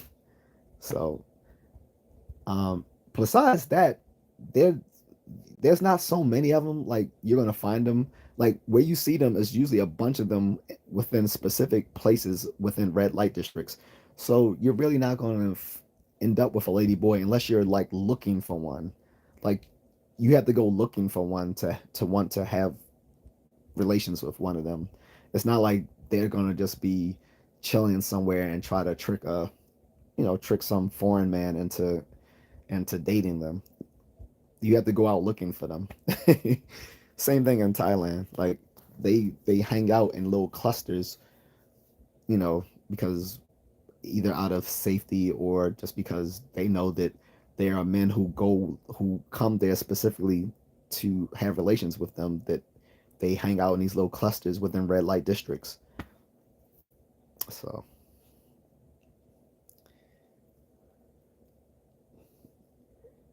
uh but I hope that answers your question. Eric says, I don't know if they are indigenous or not, but there's a group of black people in Mexico who are called Negritos. Oh yeah, I'm sure they are. I was just saying, like, unlike the differences in Southeast Asia, they're actually considered the indigenous people. So just like in Australia, you have the Aborigines. So they're like the Aborigines in Australia and in New Zealand. They're the Negritos because, like I said, it all tracks like human migration routes from like during the dawn of the Ice Age. You had a bunch of African people who migrated out of Africa into like the southern parts of Thailand. I mean, excuse me, the southern parts of India, and then from there went on to Southeast Asia, and then eventually on to the Pacific Islands, um, and spread through all of Oceania. So that I think that explains it. So a lot of them were living there just as long as like the Native Americans were living here in North America, because during the Ice Age, there was you could just like you could cross that land bearing bridge between Alaska and Siberia, where the Indonesian islands and the Philippine islands and Malaysia and all of that line up. It was the sea levels were low enough that you could almost cross between like from India into those places, and it might just be like a small boat ride between going from the southern tip of India to like some of these Pacific islands in Southeast Asia. Uh, Tiffany Klinger says, yeah, but there are actual black people in Mexico, and I'm sure they are transplants, but there are a lot of Asians as well. Oh no, I mean, I know I'm behind in the comments, but yeah, I think I pretty much just confirm what you just said, but that they are actually a significant population of Black Mexicans. Absolutely, and yeah, they definitely are transplants. And yes, there are a lot of Asians there as well. That's why we get the term Chinito. They use that term in the Philippines too, to refer to Filipinos of Chinese or of Chinese or Korean descent. They call them Chinitos. But like I said, that's why Latino culture is also in the Philippines because there's a lot of crossover. They got a lot of similar foods. The Philippines is a heavily Catholic country. There's some parts of the Philippines where they still speak Spanish. Even their national language Tagalog has a lot of borrowed words from Spanish in it. Um, and like I said, there's a lot of Asians who lived in Latin America too. Because for one, during the Japanese internment in the 1940s, a lot of Japanese people and people who are of Asian descent, because let's be real, most Americans couldn't distinguish a Japanese person from a Korean, a Chinese person, or even a Filipino person. A lot of them fled to like places like Mexico for safety, especially like if they lived in California. Uh, there's a huge population of Asians in Peru. Like Peruvian food is sort of like a fusion between Chinese and Spanish and indigenous food, which is pretty delicious. Yeah, I mean, Tiffany says, and they adopt the culture too, right? Uh, Eric says the Mexico is more diverse than people realize. True. There are European, African, Asian, and Arabs who have been in Mexico for a very long time, right? Eric says a lot of people from uh, Jalisco have Arab roots. I'm not sure what region that is. Baby Shark says my sister is a missionary in Thailand. Okay, that's what's up. Jealous. Uh, Tell me if I'm pronouncing it. Is it Halasoko? Halasoko has the best food too. Max says random question, but have you ever dealt with pet or loved one loss? Yeah, but not like a. Well, I'm not going to trivialize it because losing a pet is still kind of heartbreaking. Like we had the we had a cat, not the current cat that you guys may have seen in my YouTube shorts, Misty, but we had one just 2 years prior to her named Mr. Mittens, and I'm not and no, I didn't name these cats names. So Mr. Mittens was just like barely a year old, and he caught a a blood clot that I didn't know these were so deadly for, according to the veterinarian, deadly for both cats and small dogs. But these blood clots will easily like become fatal. Like he had this blood clot and it paralyzed him from the waist, I guess from the waist down or whatever you would consider the waist for a cat. And he was just sitting in the bathroom next to his like food and litter box. And I like nudged him like, what's going on? I thought maybe he just wasn't feeling well or something. And so we took it to the vet and found out that it was I forgot what the term is for it. Um, but it was like a fatal blood clot. And the veterinarian said that, even though he can't move, the cat is probably going through an astronomical amount of pain right now. So the best thing to do would be to put him down. He's like, now he said we could try to treat him and that might, give him a few more days of life or whatever. But he said really, the cat won't be able to move around anymore or anything like that. Like, we would have extended his life maybe a few more days or whatever, but it wouldn't be much of a life for the cat. So yeah, we had to put him down. And my mother actually started crying. Like she didn't want to get another pet after that because she was so heartbroken that this little cute little cat we had was, just had this random medical mishap. Um, and it was sad. So we eventually convinced her we should get another cat because the cats are actually good because there's a huge problem with field mice in our neighborhood. So I told her we should keep a cat to keep the pest away because the stuff the Terminator was giving us wasn't really working. And the cats are better than dogs because we have we have some Indian neighbors, and I was speaking with them. They said they had a small dog. This dog saw a mouse and jumped up on the dog jumped up on the table to get away from the mouse. I'm like, oh hell no. I said you need to get a cat. But yeah, so that was that. Um, Again, I remember, like I said, my first dog we ever had was a Great Dane named Mountain. When my father and my stepmother broke up, he moved into an apartment and the dog was gone. And I asked him what happened to Mountain. And he just told me the truth. He didn't say we took him up to the farm or any, any of those little euphemisms for how people, put their pets to put their pets to sleep or whatever. He said no. He said, I had to put him down. He said Mountain's an old dog and he couldn't live with any other owner. So he said I couldn't leave him out in Virginia by himself. So he said I just had to put him down. So that was sad. That was like the first time I lost an animal. So Merkinoid Peanut Butter says thoughts on Chappelle show. I always thought his stand up was much funnier.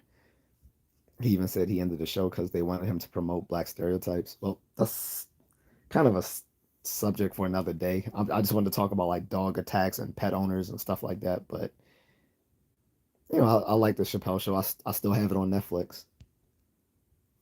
It's pronounced Haleska. Okay, thank you. Eric the Guapo says I love cats. So have you seen any of my YouTube shorts? Because I showed Misty the cat in a lot of them. We had a medical scare with her actually. She swallowed something she wasn't supposed to swallow, and it was tearing her intestines up. So they actually had to do surgery to get it out of her. I don't know if it was like plastic or metal or something like that, but something she shouldn't have eaten. So we took her to the vet. Then she had to put a little collar on. She kept trying to take it off, like most animals do. But she's fine now. But I know my mother was like thinking, "Oh shit, this is about to happen again." The first cat we had, she named it Onyx. We had him for about 15, about not 15, like 13 years, and he just kept, I guess, out of old age, kept having these digestive problems, and she had to keep taking it to the vet.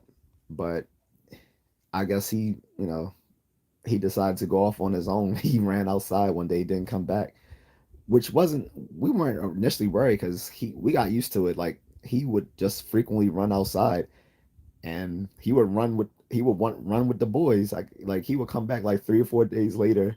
I would hear him meowing at the door, and I would just let him in. He would just walk back in like he hadn't been gone for like 4 or 5 days. so so with the last time he left, I assumed he'd be back, that night or within a few nights, but he never came back.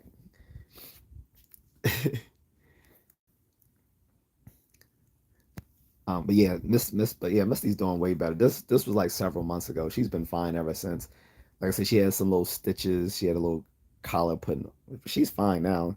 Now she likes hanging outside. She used to be scared to go out on the deck on the balcony. Now she will cry if we don't let her go outside every day, even when it's raining. I'm like, no, you're not going outside when it's raining. Diddy says Diddy likes a collar. That's yeah. I'm not repeating that, Diddy. That's messed up. All I say between the whole thing between Diddy and Mace is those who last laugh the longest, and I think Mace will have the last laugh because he jerked that man around. Like when Biggie died, Mace Mace was doing a lot of the writing for all the artists on the label at the time, and he was saying Puffy wasn't really paying him for it. Plus, he refused to give him his publishings, which is a common because I know before Biggie died, Biggie was trying to get his publishings from Diddy as well. And sorry for the reconnection, guys. I hope everyone's still there. But yeah, I won't repeat what you said, but that's kind of funny. I will let it be seen though. So Working with Peanut Butter says, I saw a video of a pit bull with rabies the other day charging a game warden. He took 9 bullets to stop run. Damn, to stop running. It was crazy. I don't know if it was the dog's adrenaline or what but he kept exactly. And that's what I keep trying to tell people. Like, I didn't mean to cuss out that guy earlier, but he was defending. Like, he pissed me off earlier because he told me that I should go run at a park instead of my neighborhood to avoid dogs. And I was like, that's absolutely asinine. Why should I have to go out of my way because someone else owns dogs? I said, that's incredibly that's that's some entitlement right there. And I said, only bad dog owners think that way. To think, hey, these joggers shouldn't be jogging in my neighborhood to aggravate my dog. Instead, they should go to a local park and run. I could say the same thing about your dog. I could say, well, you should take your dog, you should go walk your dog in the park, because there are in plenty places they have dog parks. But I don't say that either. I don't say, well, I'm not entitled. I'm not going to say, well, I get to run around this block so you can't have a dog. I don't say that. We can both cohabitate in the safe space, in the same space, as long as you stay within your lane. Keep your dog on the leash. um don't let it bite people. But to sit there and say, well, I own 3 dogs and you should consider going to run at a local park. So I get up 4:30 in the morning to go run.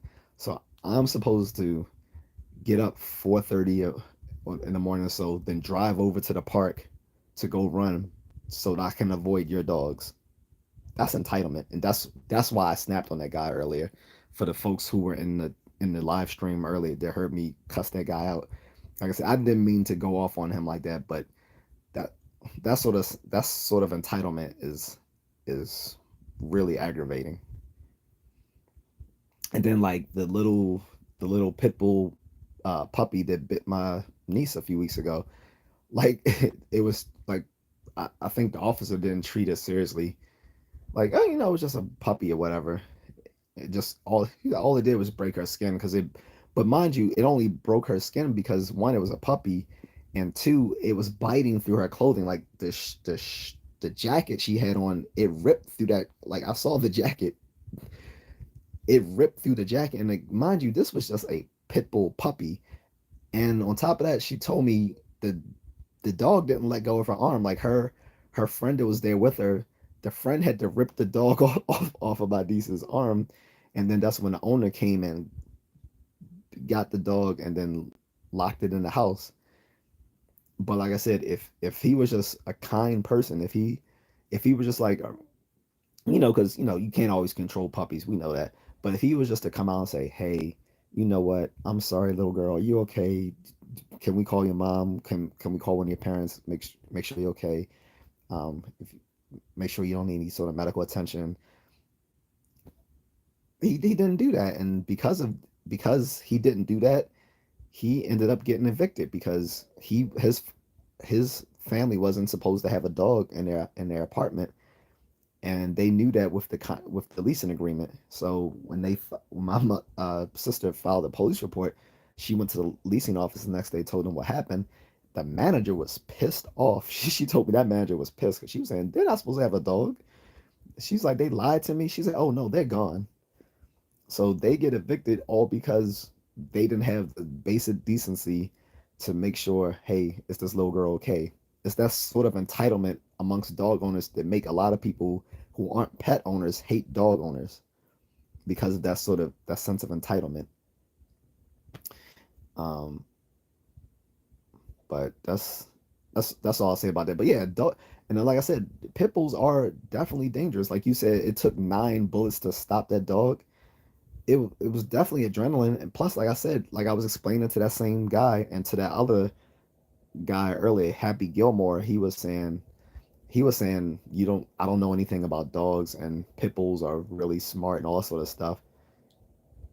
All of that's false, by the way. But yes, I was like, dude, they're literally bred to be attack dogs. Like, if someone's bred to be a fighter, it's an instinct.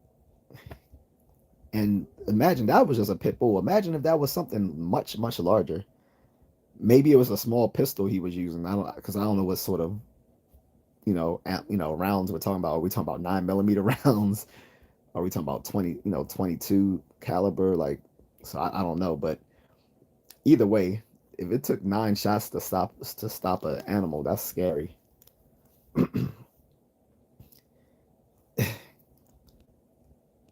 Max said Misty is a beautiful name. It reminds me of Ella Fitzgerald's song.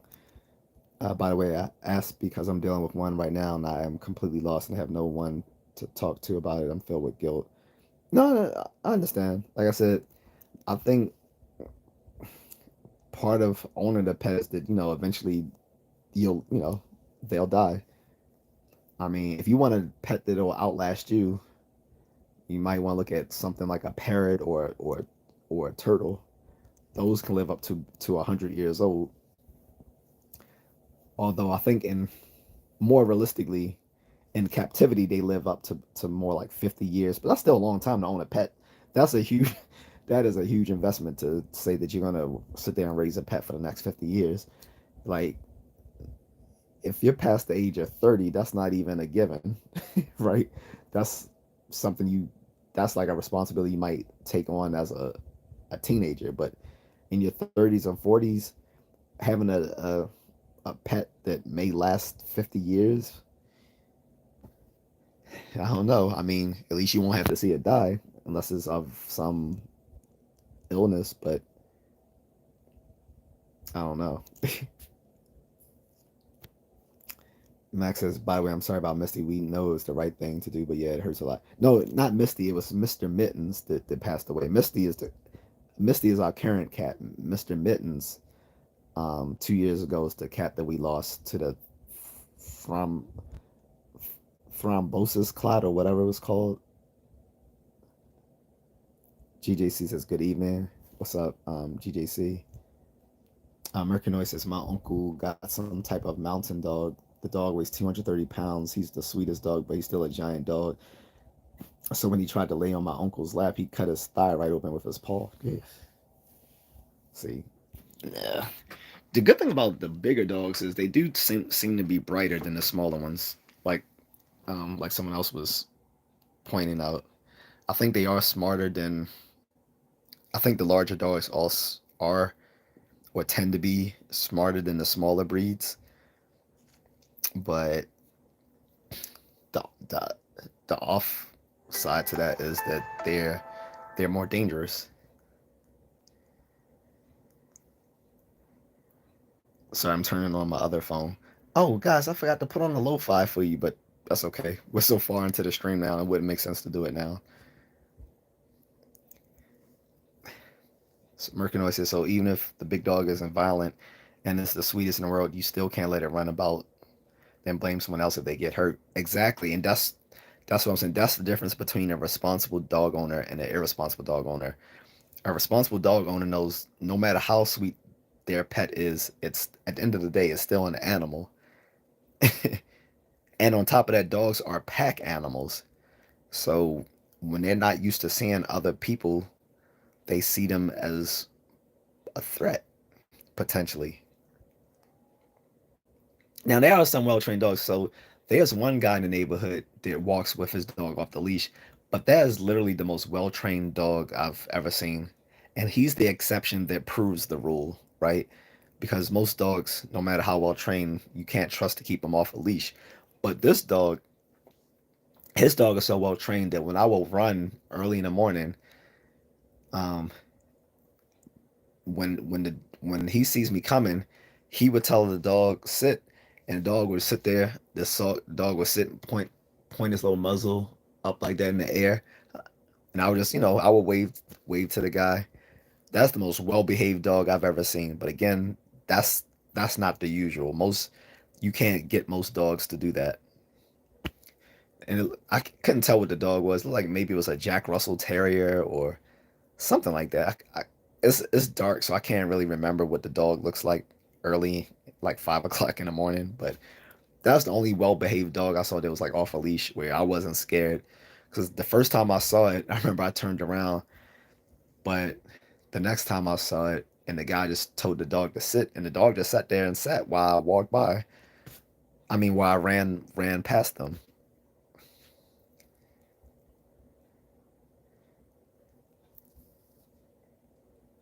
Max says, by the way, do you meet your how did you meet your wife and what attracted you to her? So I met her through the dating app OK Cupid uh 7 years ago. And I mean, what attracted me to her? I mean, she was beautiful. She was smart. She had a good sense of humor, and we clicked. Like, one of the good things about OkCupid, especially then, like, I think now they make you pay for a lot of these features, but on OkCupid you can customize it so much. You can customize it to, do you want someone who smokes or not smokes, someone who drinks, who doesn't drink, who's religious and not religious. If they are religious, are they? Do you want them to be Buddhist, Christian, Muslim, yada yada yada? Do you want them to have an athletic body type? Do you want a slim and fit? Do you want thick? Do you? It's And then they ask you, like, there's a almost endless amount of questions you can use to personalize and customize your OkCupid profile that you can then match with other people. So OkCupid back then, I can't speak for now, but up until like at least 2017 to 2018 was a really good dating app that was free. The only ones that are as good as OkCupid was back in the day, you have to pay for. The only thing you had to pay for OkCupid back then was, back then they used to have a thing where they would guarantee you a certain amount of matches, but some guy sued them because he didn't receive those guaranteed matches, so they had to change that in their algorithm. But that was the only thing you had to pay for on OkCupid back then, was that you, if you paid for it, you would get guaranteed a, a guaranteed number of matches. But you didn't really need to pay for that if you customize your profile well enough, and it will help if you're, kind of attractive, of course. So that's how we met. GJC says it's rude when owners let their dogs do their business on someone's lawn. Picking it up doesn't make it okay. I work my lawn with my hands. Also, pea burns grass. Owners get very precious about it. Oh no, I completely agree. You weren't on the stream earlier, but I was explaining that there's an older couple who I had um, I filed a police report on them because their dog has tried to attack me several times, and then the last time it happened, I almost got into a fight with that old couple. With that old couple, because I ended up cussing out the old lady, and then her boyfriend or whoever he was came out to defend her, and I cussed him out too. So he tried to pull out some sort of weapon on me, and I told him, I said, "Go ahead, I'm gonna knock you the f out." So he changed his mind and walked back home. I was like, "Yeah, you better get out of my face," because I was like, "I will hurt you." And I said it in a much more flavorful way. And so then I called the police on them. They tried to come to my house and apologize because they didn't realize that I was the brother of the person that they had an altercation with like 9 years prior, that my sister had put a peace order on them for similar problems with her dog and stuff. And that the same dog, she walks in our backyard and lets shit in our yard. And I will work out every morning in my yard, like doing martial arts, and I'm like, gotta avoid stepping in dog poop. And she lied and said, well, I pick it up. I said, no, you don't. You only do it if other people are watching you. Otherwise, you let it happen. I said, and you walk the dog without a leash in our backyard because I see it happening. I was like, my sister put a piece on you a long time ago.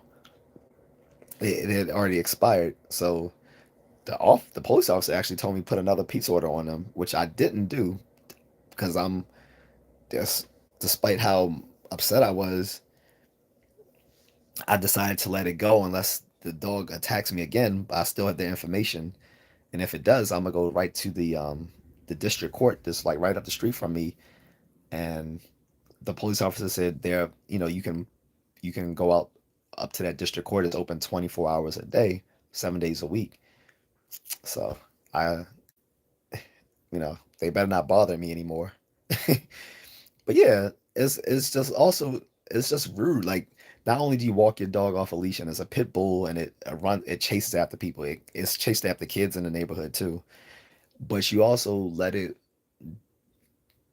you know, do its business in people's yards and then you don't have the decency to even pick it up.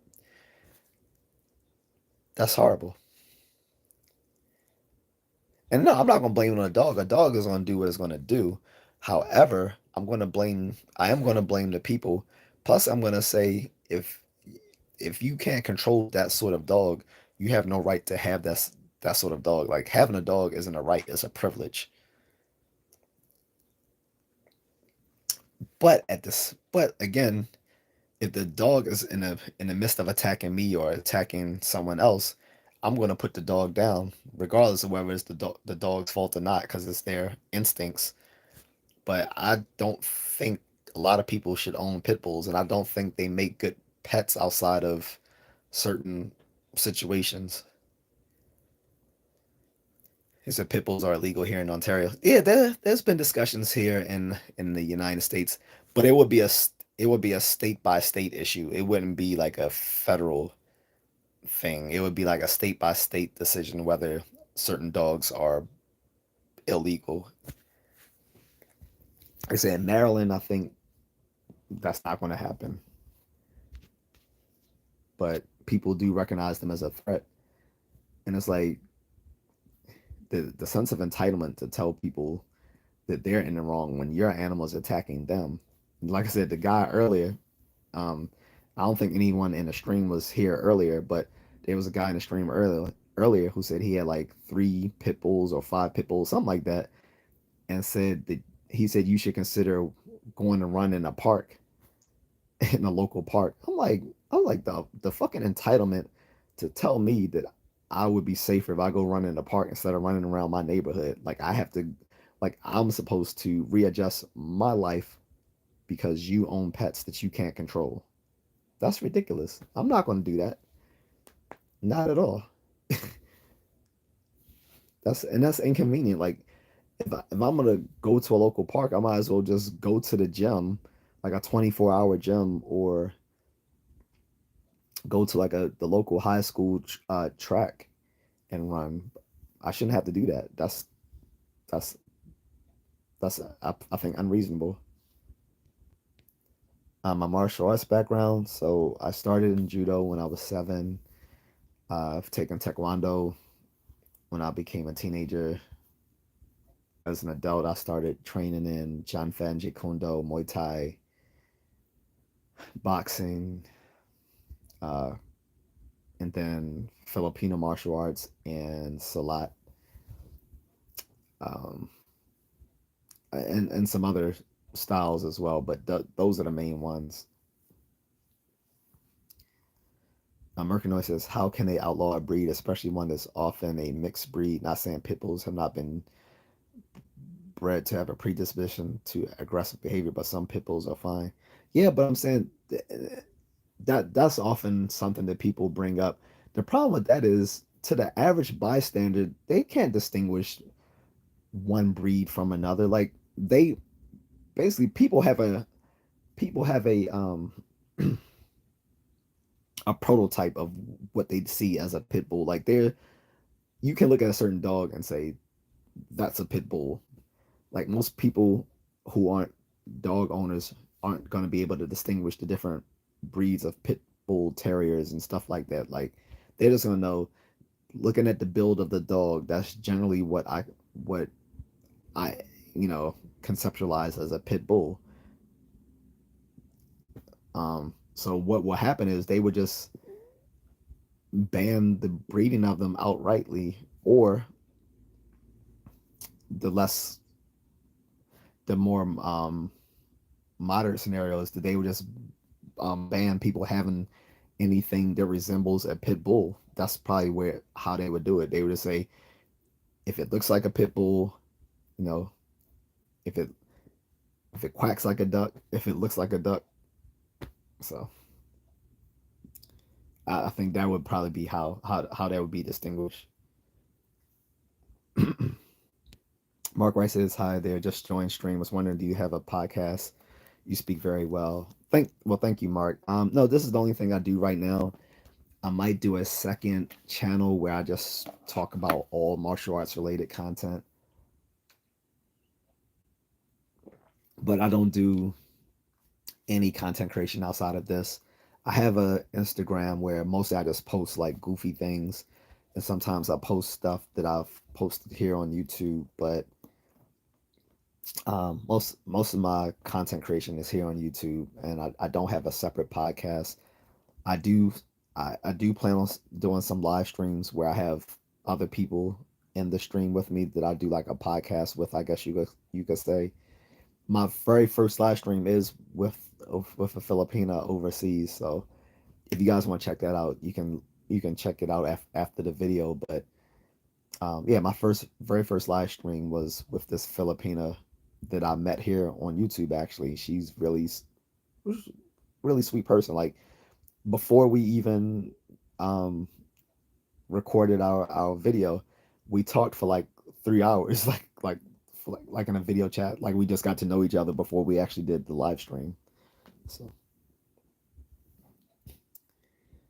um, Max says, I think you mentioned earlier you have a bug out bag stream. Were you in the military, or was it just like a prepper thing?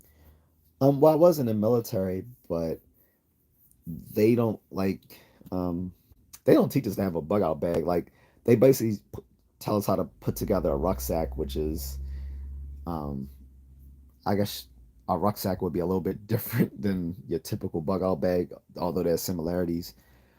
I think a bug out bag has more actually in common with backpacking than like uh, a bag you will put together for assault patrols. But again, there's an overlap with backpacking, rucking, um, the bushcraft, and the survivalists and preppers.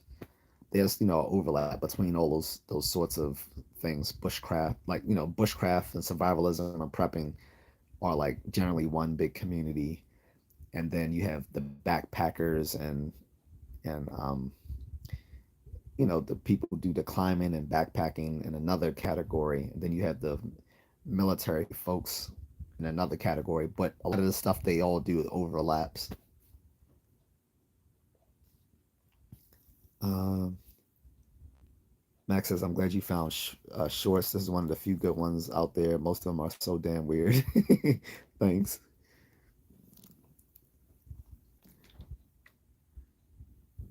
And yeah, so this is the bag. Like I said, you can check out the video I did last week on it because it was something I said I was gonna do for like half a year, and I was like I said, I'm gonna do it. I'm gonna do it, and I kept pushing it back. So I finally did it because a bunch of folks said do it as a live stream, and my wife said she was like, no, do it as a live stream. So that's how I did it. But then I had trolls that kept saying, well, why don't you have this gear? Why don't you have that gear? And I was like, well, actually, I do have that gear, but you just didn't let me get to that point yet. So at some point, I had to just ignore comments and just keep pulling out the gear out of my bag so that I could actually get through to it. Because, you always get these people, you got some of these weirdos in the prepper community. These dudes are like 50, 60, 70 years old and can tell you about every little piece of bushcraft gear that's ever been made, the specs, the models, which type is the best, and can't do like probably couldn't do 50 push-ups to save their life, much less like run a mile. And it's like, dude, at the end of the day, the best way, the best thing for survivalism or prepping is to be in shape. Like nothing else matters if you're not in shape. So a lot of them don't like to hear that though. Uh, are you retiring in the Philippines? Not retiring. I'll plan on just working from the Philippines. Like I already, we already have a house there and all of that.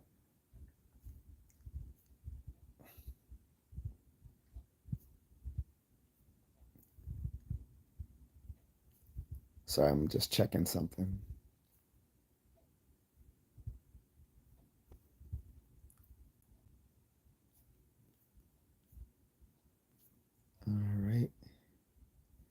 So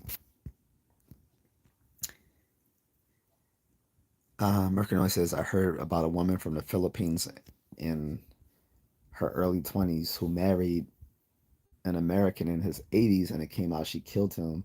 Is it common for these type of green card marriages to lead to elder abuse? That can happen in any culture. Are there a lot of age gap relationships in the Philippines? Yes, because unlike here in America, most people recognize, and this, and I'm putting on my psychology hat here. Like, if for those who don't know, yesterday I did two separate streams about psychology questions and stuff like that. So let me put on my psychology cap here and say that by and large, age gap relationships are normal and healthier relationships between men and women, because women are looking for, you know, someone who's more mature and who can provide them security and stability, whereas men are looking for youth and beauty and someone who can give them healthy, who can bear healthy children. So that's why that age gap has always been a normal thing in human relationships. But here in the West, people are shamed out of it. Basically, younger men who can't compete with these older men who have more resources, and older women who are now not wanted by these same older men, both go out of their way to try to shame these older men for dating these younger women, even though it's a healthy psychological bond with age gap relationships. Now, that, of course, that gap is relative because it may be so wide that someone who's an elderly man would not have anything to relate to with a woman in their 20s other than sex. But that doesn't necessarily equate to elder abuse. Elder abuse is a crime. So that that is something that's done intentional, or like, you know, the term used in criminal justice, mens rea, like with a criminal mind. So um it just because there's a like a large age gap doesn't necessarily mean it's going to lead to elder abuse. That entails other problems. But yes, age gap relationships are common in Asia and other parts of the world outside of the West. um, and most of them aren't just coming to America for green cards. Actually, the most women overseas, if they actually like you, they don't want to move to your country. They would like you to stay in their country, because most traditional women want to be close to their families. The worst thing for them would be to have to move away from their family and everything they know. The women who would be eager to leave everything behind, that's a red flag. If a woman is like, just like, a woman will leave her country to be with you, of course, if she loves you, but that may not be her first go to. Like her primary thing would be to have you stay there with her, right? But they will move to another country. Like Filipinos are sort of like, I've joked that they're the Jewish folks of East Asia because there's such a huge Filipino diaspora across the world, because they've moved in everywhere. You can find them in almost every country that they've moved to, including Israel. There's a Filipino population in Israel, and they're welcome because there was a point in World War II where the Philippines actually took on a lot of Jewish exiles from Europe. So there's a connection there. But in any case, um, it would be a red flag if they want to leave their country to, instead of, wanting you to be there with them. So I hope that answers that question.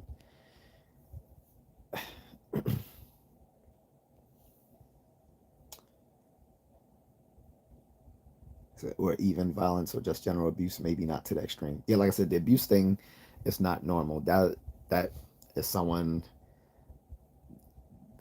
with psychotic tendencies. That's not normal. Max says, "Yo, nice. I'm actually looking into buying a condo in BGC. My girlfriend bought one last year. BGC is an expensive place to buy a condo, though. Just to let you know, like of all the places in Metro Manila, that's going like places like BGC, Taguig, and Makita are going to be most one of the most expensive areas to buy a condo. Like we had a condo in Mandaluyong. I love Mandaluyong because it's considered like the shopping district of the Philippines. Like you'll find the most amount of malls in all of the Philippines right there in Mandaluyong. So I loved it there. But BGC is a nicer place. Just know that you're going to pay more if you want to live in BGC as opposed to other parts of Manila, like like Manila City or um, other parts of Makita. Like not all Makita is like high income, but there's like cheaper parts of Makita, Mandaluyong, uh, places in Quezon City, because Quezon City is the largest. I think is the largest city within Metro Manila, and it's sort of like, even though Manila is the capital, um, Manila City is the capital city within Metro Manila. Quezon City is like the unofficial capital. Actually, it was the first capital of Metro Manila. Then it moved to Manila, but it's the largest area, and it's Metro. It's like a microcosm of Metro Manila itself, just within Quezon City. So, uh, um, I wouldn't dissuade you if you have if you have the resources, then definitely go for it because BGC is a nice place to live. My wife works in BGC, and she was the one that actually decided where to get our condo from because I told her I was cool with a condo wherever. She was the one, that was trying to be frugal and ended up getting a place for us in Mandaluyong. So that's how you also know you have a good wife, is that she wants to make sure that you don't overspend. Mark says, "Do you have a strict diet or following a certain diet to stay in shape?" Mm-mm. I eat whatever, whenever. my my my my discipline is all on how much I work out, not necessarily on what I eat. Like, and that's what I tell people when I train them too, because often when I train people, they ask me what sort of diet should I keep to, and I told them I don't believe in dieting. I think you should eat whatever you want, just within moderation. I would tell them though, if they're trying to lose weight, go ahead and keep eating the same foods, but you're gonna have to shrink the amount that you eat, because there's two things you have to do if you want to lose weight, which is caloric reduction and daily exercise, which involves cardio. Like I told him, like don't don't rely on like aerobics and calisthenics. If you're trying to like lose weight, that's a waste of time. I say you need to do cardio, which means like things like running or you know trail hiking or biking, stuff like that, or um, you can do strength training too. But I think cardio is a faster way of losing weight than strength training. Ideally, you would do both strength training and cardio.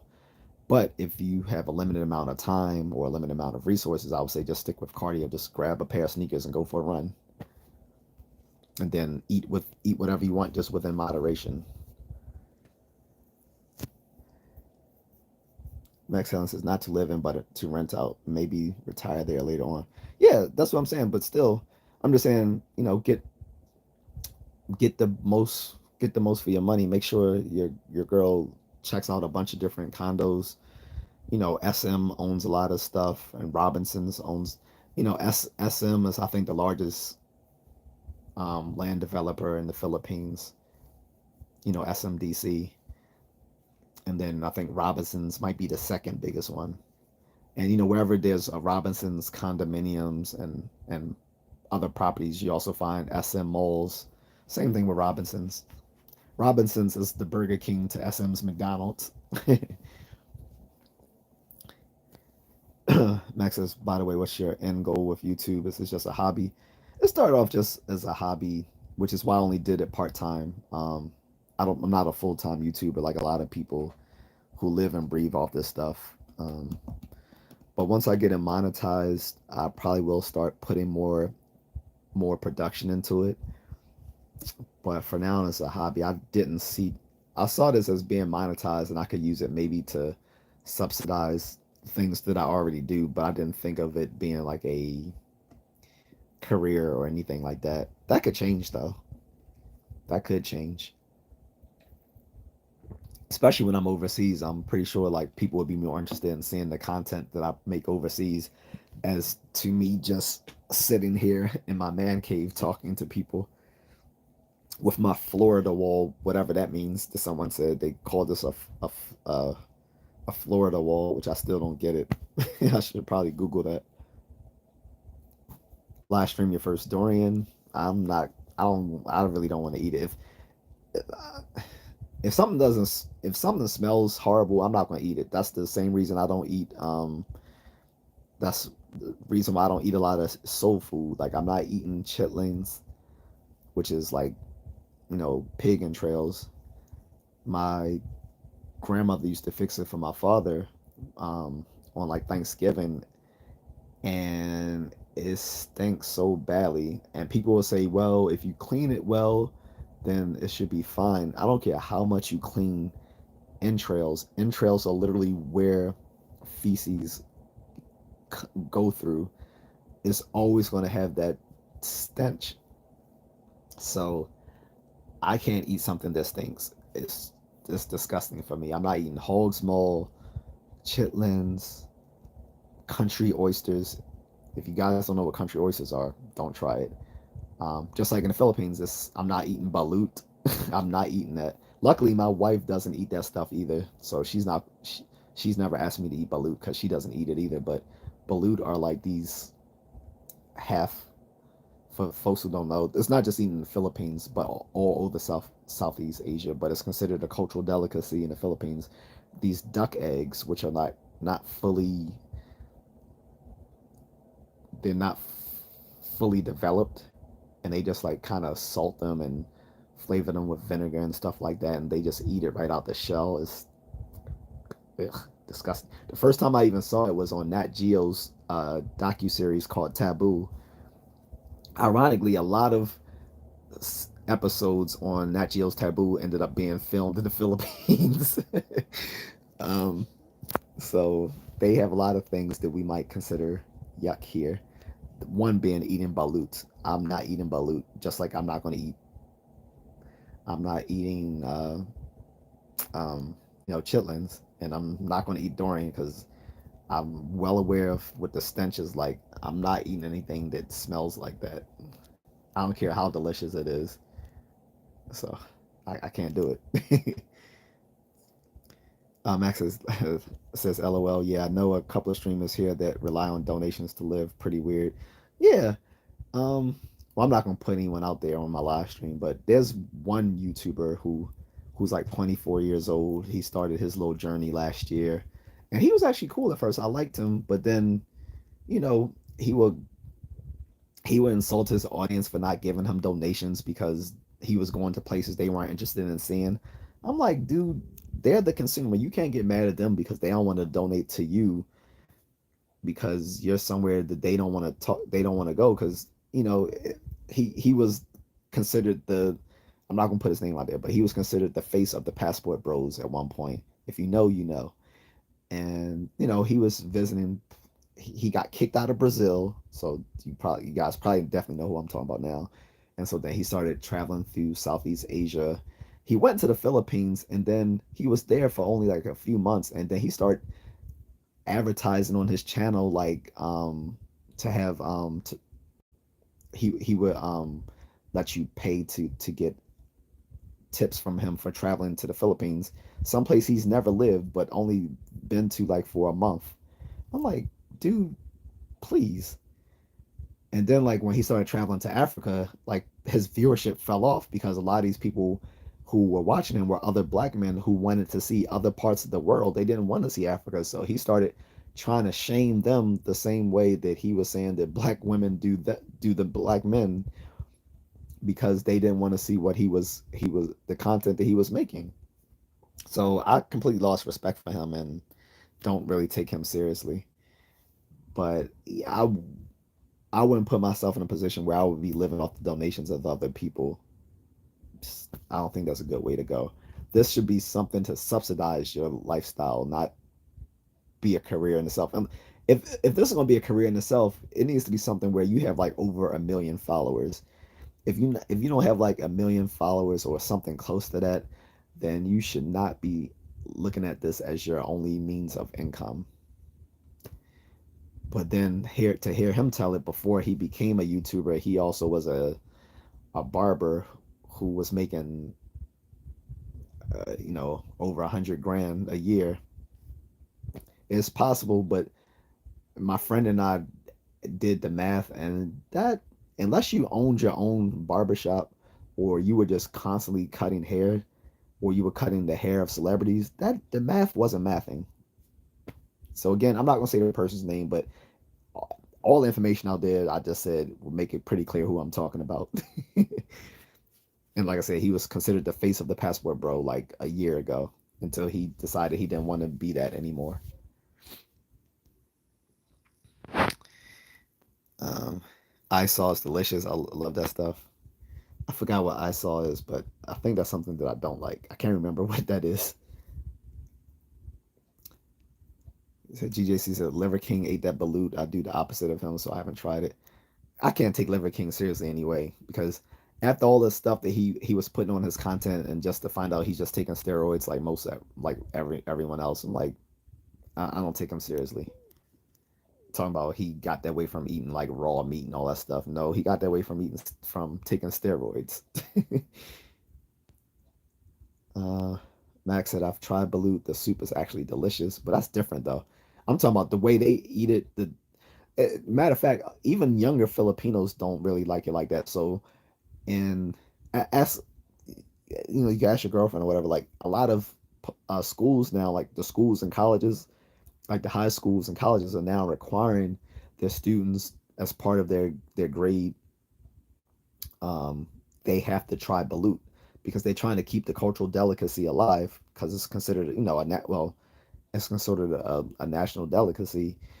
But a lot of younger people don't like balut anymore. Like you see it eaten more in like the provinces and stuff like that, but in the big cities like Metro Manila, Metro Cebu, and Metro Davao, younger people aren't really eating balut like that. Even my ex girlfriend before my wife, she's told me she didn't really eat. She told me she tried balut, but she only ate like I think the yolk part, but she didn't eat the part that's like the half formed bird. Again, that's just disgusting. Like a half formed bird, and ugh, no, I can't do it. I don't care if they say as a sexual aphrodisiac. I'll just take a blue chew. Forget all that. I'm taking blue chew. I'm not doing it. He said, but yeah, the fetus is gross looking even if it tastes good. Yeah, exactly. Mercanoy said, was it the guy who was advertising his OnlyFans with the woman he met on his streams? He seemed slimy. I I don't think so. I haven't heard. I haven't watched like I said, I haven't watched his content in over a year. Like he came out about 2 years ago, um, and I haven't watched his stuff since like maybe early 2023 or late 2022. Um, so I don't know if he's done anything with an OnlyFans chick, but it was funny that he complained about women in America, and he used to have this little catchphrase saying it's really that bad. He even had a hat made up that said it's really that bad. But then the type of women he was going for overseas were the same type of women he was complaining about in America.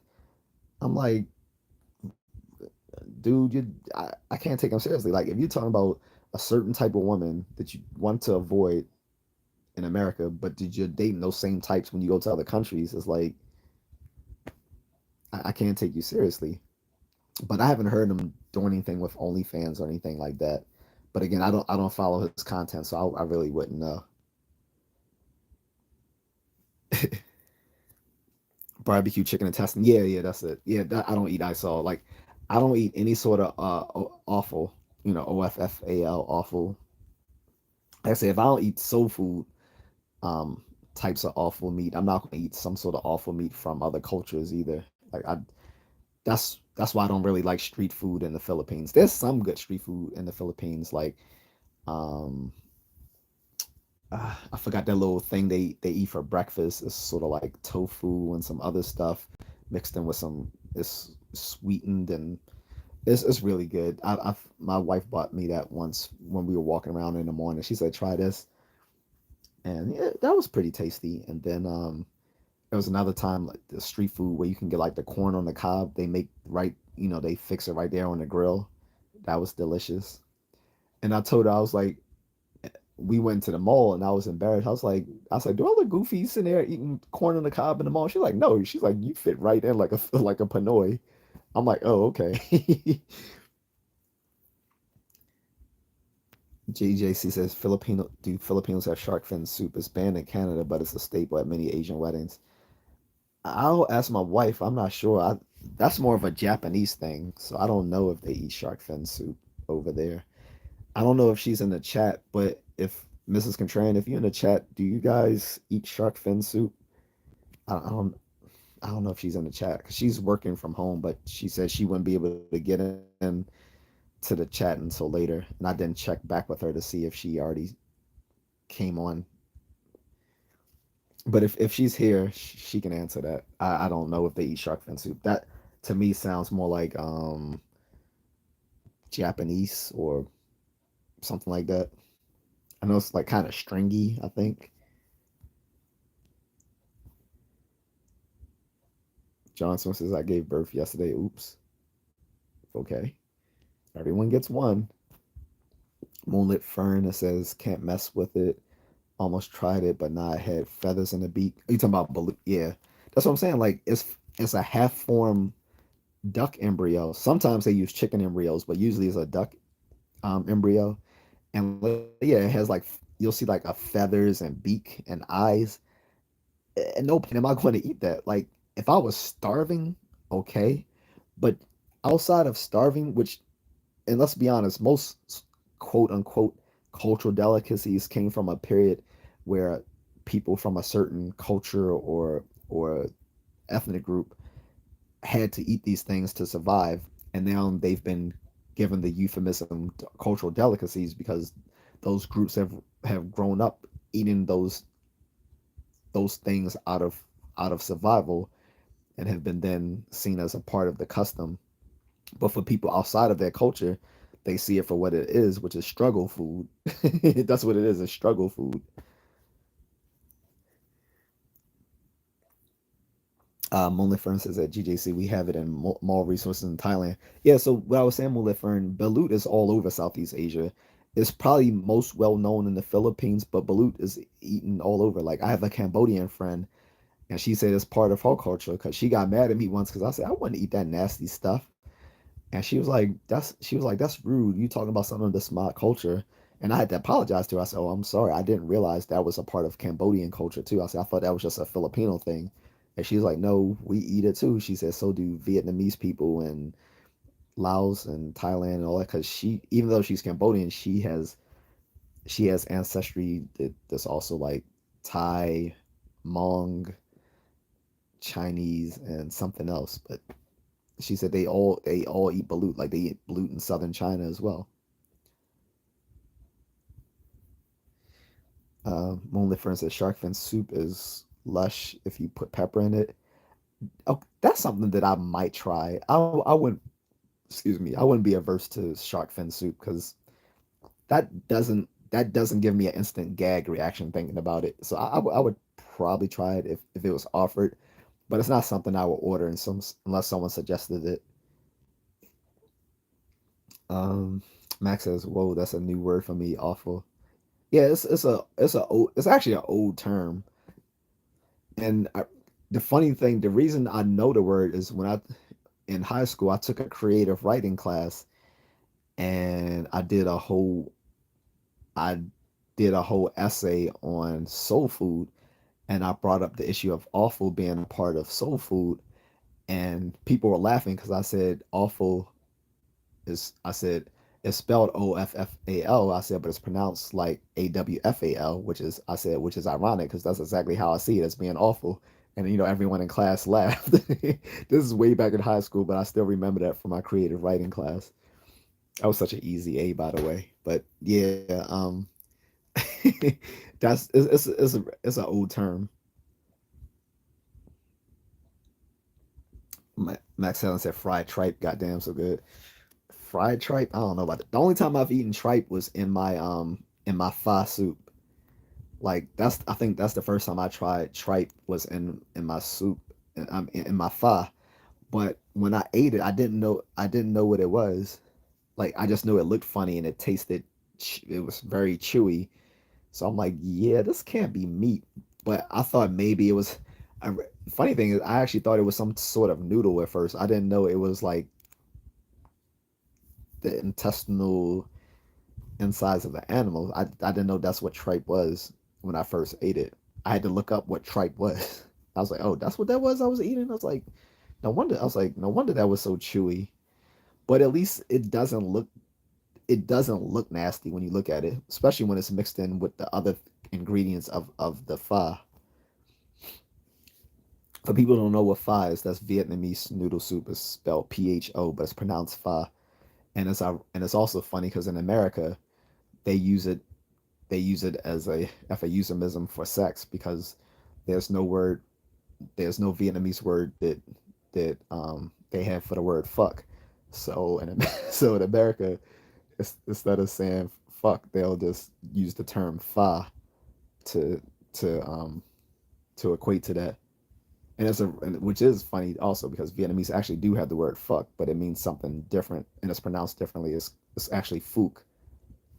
And I know some of you old school people on Facebook remember there was an actual person on Facebook, a Vietnamese guy whose name was Phuc.beat, but the way it was spelled in English, it looked like it said "fuck that bitch," and so he kept getting kicked off the platform until he actually showed his like actual like ID and said, "This is my actual name." And that is, it sounds like an urban legend, but that really did happen on Facebook, and it's hilarious. So anyway, GJC's lechon kawali pork belly is bomb. Yeah, yeah. I had my first lechon when I went to my wife's family reunion. The first year we were married. We Her their family reunion is right after.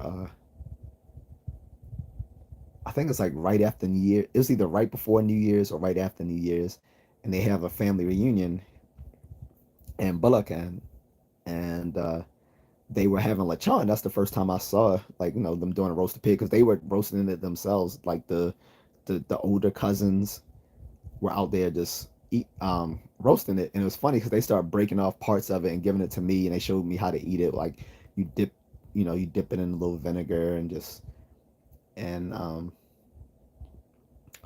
forgot what else. It was like a banana leaf or something, and like you dipped it in a little vinegar and ate it, and it was so good. But they were tearing it up, and so they tried to be funny. So when they brought the lechon to the table for the whole family to eat, and everyone saw like, look all of they was like, look how much meat they took off it, and they tried to say I ate it, and everyone started laughing. I'm like, wait, I didn't eat all that. And my wife was like, they just joking. They know you didn't eat all that. I'm like, okay. I was about to say they're out. I was like, I only took a few bites because they asked they asked me to eat it. She's like, they know. They're just joking with you. But yeah, lechon is good. I'm not gonna lie. Bad RDR guy says, what's up? And Max says, yeah, bro. The my mouth's watering thinking about it. He's talking about the lechon. Mercury says, yeah, the one I heard about was like he would complain about American hookup culture, but then travel all over posting one night stands with these women on OnlyFans. Like I said, I don't know if it's the same guy because, like I said, last time I watched his content, I never heard him hooking up with OnlyFans people. Now, if you're talking about like I said, unless you're talking about fresh and fit, they're a whole different thing. I call them fresh and fraud. But I think you might be talking about Myron from Fresh and no, it's not Myron. I'm sorry, the other one, Fit. The I made fun of him on a video. They both always make fun of these OnlyFans girls, but they always bring them on their platform, and then they make fun of the girls on their platform, but off camera they're dating these girls. And Myron was even telling the girls, like, if you want to be on my show, you need to fuck me. And that got exposed. Then his the other one, Fit, the guy from Barbados, he got exposed because he was dating some little IG model, some Chinese chick, and got her pregnant. And then she had it all recorded when he was telling her she needed to give to make sure that that baby was deleted. They Facebook hates when you say abortion. I think you can use it once, but can't keep using it, or they'll try to you know uh, demonetize that. I'm not monetized yet, but they're going to do a review of all my content when I'm up for monetization. So definitely want to still try to stick within their guidelines. Once I'm actually monetized, they actually do give you a list of rules to be a part of the YouTube partnership program, but there's certain words they don't like really being said because they want to use the content that people create to um, use for ad revenue, and certain advertisers aren't comfortable with people saying certain things in their content. So when people are wondering why YouTubers don't say certain things or won't show certain things, like someone kept bugging me when I was doing my backpack for my bug out kit, to kept asking me about guns and why don't you show me your guns and all this sort of stuff. And I'm like, dude, I'm not doing that in a live stream. I said that will make sure that I don't get monetized. He's like, why do you care about their rules? And I'm like, because this is their platform. Of course, why wouldn't I care about their rules if this is their platform? That would be insane not to care about their rules when this is their platform. This is their house. I'm just a guest. YouTubers are basically independent contractors. So, in any case, um, I don't think you're talking about the guy I'm talking about. I think you're referring to one of the two douchebags from the Fresh and Fit podcast. Bad RDR guy says, "Are you vegan?" No, I haven't been vegan since college, and that was 20 plus years ago. Ross is where we at. Well, I am in Maryland. Um, J.A.C says shark fin soup is banned here because they killed the whole shark for the fin. Yeah, I'm aware.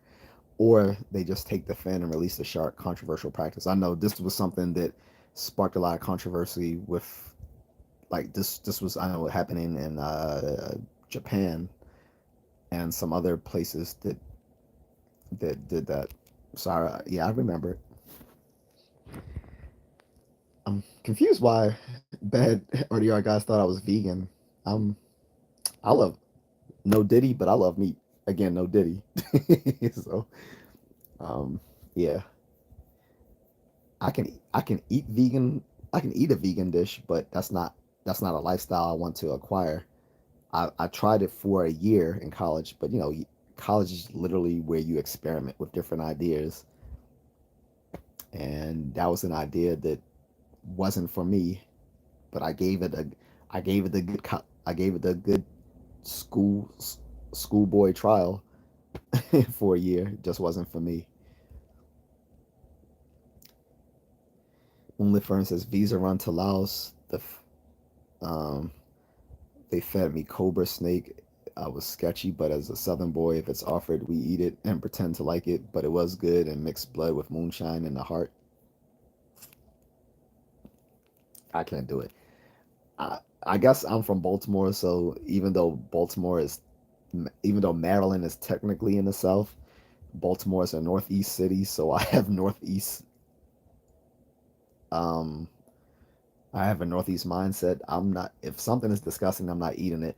Plus, I used to have a father, like I said, if you weren't in the live stream earlier, but I mentioned earlier, because this stream is supposed to be was supposed to be about dog attacks and bad dog owners. So I'm about to leave in a few minutes, guys. But getting back to what I was saying earlier about dogs and stuff, and we were talking about hunting. So my father used to cook us all sorts of meat, and then he would lie to us what it was.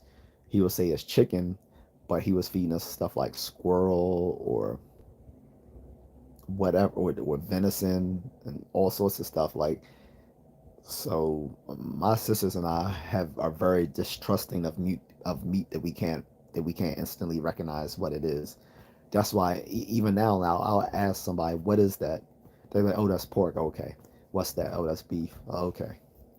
But I won't eat something unless I actually know what it is. That's why I I can't just eat street food in parts of Southeast Asia unless it's vegetarian stuff. Because if it's vegetarian, I don't mind it. But if it's meat, I need to know for a fact that that is chicken or that is pork and that is not.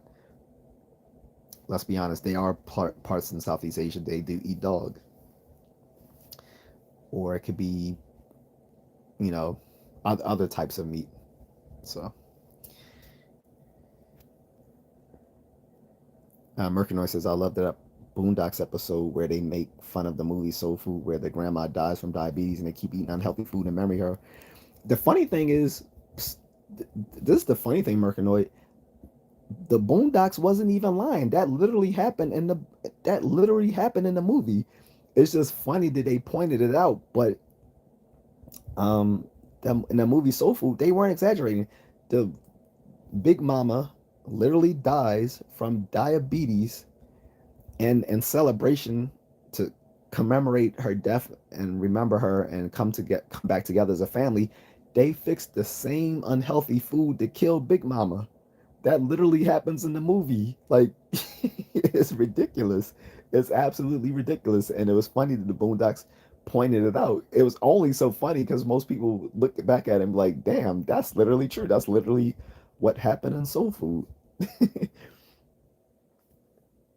Max said, I'm trying to remember the other bomb food my girlfriend introduced me to. It looks like a fried cauliflower ear. I don't know. See, Mrs. Contrarian isn't in the chat room because she could tell us. She could tell you. I don't know what that is. Um, Moonlit Fern says, when you came out here, did you get food poisoning? I did like 3 times. Oh, five's awesome, and a giant bowl of pork pie is my favorite bowl. No, I've never got food poisoning from what I remember. I mean, I have an army stomach anyway, so I really get sick from food. But even still, like I said, because I'm a snob when it comes to food, I'm not going to eat anything I don't recognize, and I don't eat street food. Like when I'm overseas, I go to McDonald's in every country I go to. Um, I will eat like local food, but it still has to be from some place that I deem as being clean and that I can recognize what animal that I'm eating. If I can't recognize what I'm eating, if the place looks unsanitary, I'm not eating there. Also, I don't drink the local water. I always drink bottled water when I'm anywhere outside the country.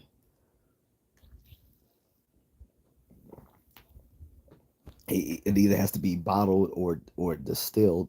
So that's a big way people often get sick overseas, that they drink the local water.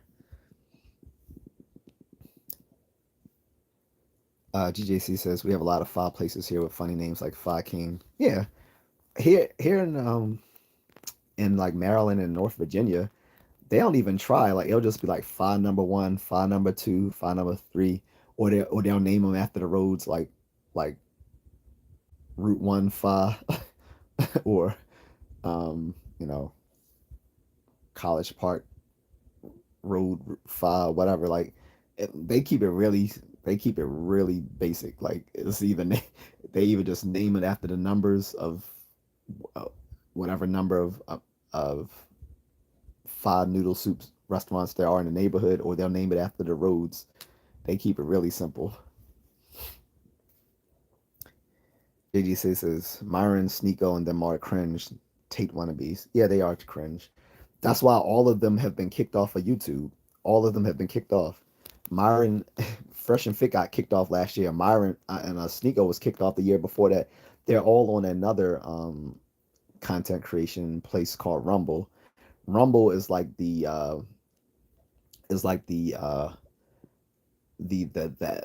content creation spot for all the rejects that's been kicked off of TikTok and YouTube. But like, like I don't know if you guys ever saw Rudolph the Red-Nosed Reindeer, the original like cartoon by Arthur and Rankin Bass Jr. And on it, like Rudolph went to the island of reject toys. Rumble is like the Rumble is the platform for all the reject content creators and influencers, like all everyone that gets banned or deplatformed off of TikTok and YouTube go to Rumble. So that's where Fresh and Fit are right now, and Sneeko. Um, per, just Pearly Things has been deplatformed as well off of YouTube because she's cringe as fuck, and she kept bringing on people who've been kicked off of YouTube. Like she brought the white supremacist Nick Fuentes on her show. He's already been kicked off of YouTube, so it's already against the YouTube partnership program rules for you to be bringing on people they have already banned off their platform to interview them. Then on top of that, what finally got her kicked off was that she was going around and she interviewed a minor and asked them questions about sex and then put it on her channel, and then the parent of that minor asked her to take it down and she didn't. So YouTube took the channel down. I think she still has one of her channels still up on YouTube because she had like 3 or 4 different channels, but all her main stuff has all been taken down and also taken off of TikTok. So she, if I'm not, I wouldn't be surprised if she's gravitated over to Rumble now as well, like probably Rumble and Twitter or X, as they call it now. Uh, Moonlit Fern says, bro, let's start a business and call it Only Pets. That would skyrocket 50-50 split. Copyright, I know. um, I don't know about that one, but that's funny. Only Pets. That sounds like something that already exists. You might want to Google that term first because more than likely it might be something that's already trademarked, or there might already be a someone who's trademarked it as their website address already. So I'm pretty sure I saw something like that online already, like Only Pets or something.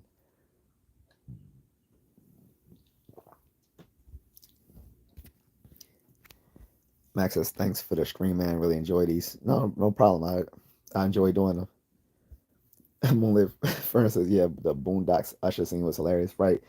And they brought that scene up when he was all grinding on Alicia Keys last year at the no, I mean this year at the Super Bowl. They brought that up that because they was like, man, the Boondocks is just has become like the black version of the Simpsons, like everything that goes on in pop culture today, and like the black community is like been predicted by the Boondocks the same way the Simpsons predict stuff. And it's like, man, it's like Boondocks did it again because they showed him like taking the neighbor's wife and and the younger brother, I forgot what Riley is, when Riley was teasing the neighbor, he's like, man, he said, I can understand. He said, you losing your girl to one of these little hip hop guys. He said, but you lost your girl to Usher. He said, you lost your girl to Usher, man. That's soft as such and such. Yeah, that was hilarious. And then you see that happening with Alicia Keys and she's married to Swiss Beats, and Swiss Beats was like, man, I don't care. He said they were just performing. I'm like, I don't care about that. You're not gonna be rubbing up on my wife's cheeks like that. I'm sorry. But celebrities don't, but like I was trying to tell people, like celebrities don't have conventional relationships. So Max says, can't wait to meet Mrs. Contrarian. Bet she's cool. She's going to be doing the videos. The only reason she didn't do it 2 weeks ago is that this is typhoon season. So it's it's this is rainy. This is their rainy season for those, well, you've been to the Philippines already, Max. So this is rainy season. So Every time she wanted to go out, she was going to walk around BGC, kind of talk and like just like say congratulations to me for hitting my 1,000 mark. Because I had told people last year that I would show her in more of my videos once I hit like at least 1,000 subs. And so once I did that, I was like, let's do a video. So she's gonna do it, but she was trying to wait until it's not raining, and it's like been raining like almost every time she's down at the office. So fingers crossed she could do it this week. But if not, she's gonna do it, when it's not raining. One thing you will learn, Max, is that Filipinos hate the rain. They hate rainy season. They will not do anything when it's raining. Um, Mercanoy says there used to be a fireplace in Hartford, Connecticut, but they closed it because a guy got his arm cut off with a machete there, and no one wanted to eat there. Damn, sound like sound like they had some Japanese uh, organized crime working out of that fireplace. For some people don't know, Southeast Asians are involved in organized crime. That's why they're less of a target of anti-Asian hate than the so-called. You got there's a running joke within the Asian American community that separates the fancy Asians from the jungle Asians. So-called jungle Asians are the Southeast Asians and Pacific Islanders, whereas the fancy Asians are like either the Indians or the East Asia or East Asians like Chinese, Korean, and Japanese. So they separate. They're called fancy Asians versus jungle Asians. And I'll just say some of the ones called jungle Asians are about that life. When I lived in Philly in the 90s, there were Japanese like biker gangs and stuff out there. They never bothered me, but you would not mess with them. Even living in the wealthiest county in Maryland at the time, well, I'm sorry, the wealthiest county in the country at the time, Montgomery County, Maryland, I went to a pretty good school called Springbrook High School, and these black people decided to attack some of these Vietnamese people. And these Vietnamese people actually live close to where I lived in my neighborhood, but they lived in this apartment complex, which was like a poorer part of my community. Man, they came out like they formed like Voltron on these black guys. They tried to pick on them, and don't mess with Vietnamese. They don't mess with Vietnamese. Don't mess with Cambodians. Don't mess with Laos. With Lao people. Don't mess with the Hmong, and don't mess with Filipinos. Like there was another joke. They used to say that Filipinos were the original Puerto Ricans of New York City because they were known for carrying ballad songs. So, the butterfly knives. So don't mess with Southeast Asians.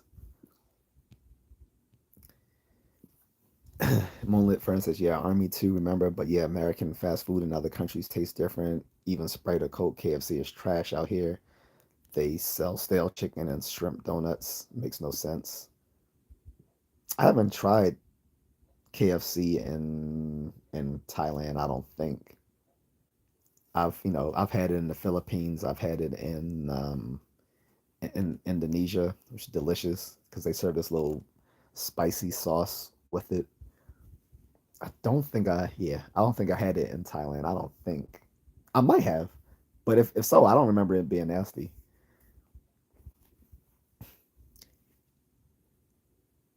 GJ says, would you put Patrick Bet David in that same category as Tate Fresh and Fit, etc., or is he a cut above? I don't know who Patrick Bet David is, to be honest. Ninja says she said to me, gun control is not a problem in the United States, and I said, take your meds. Huh? I don't know what you're referring to, unless I missed something from the conversation above.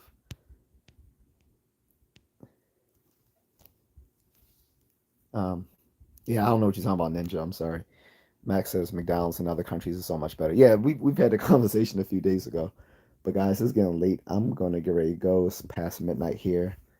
EDT.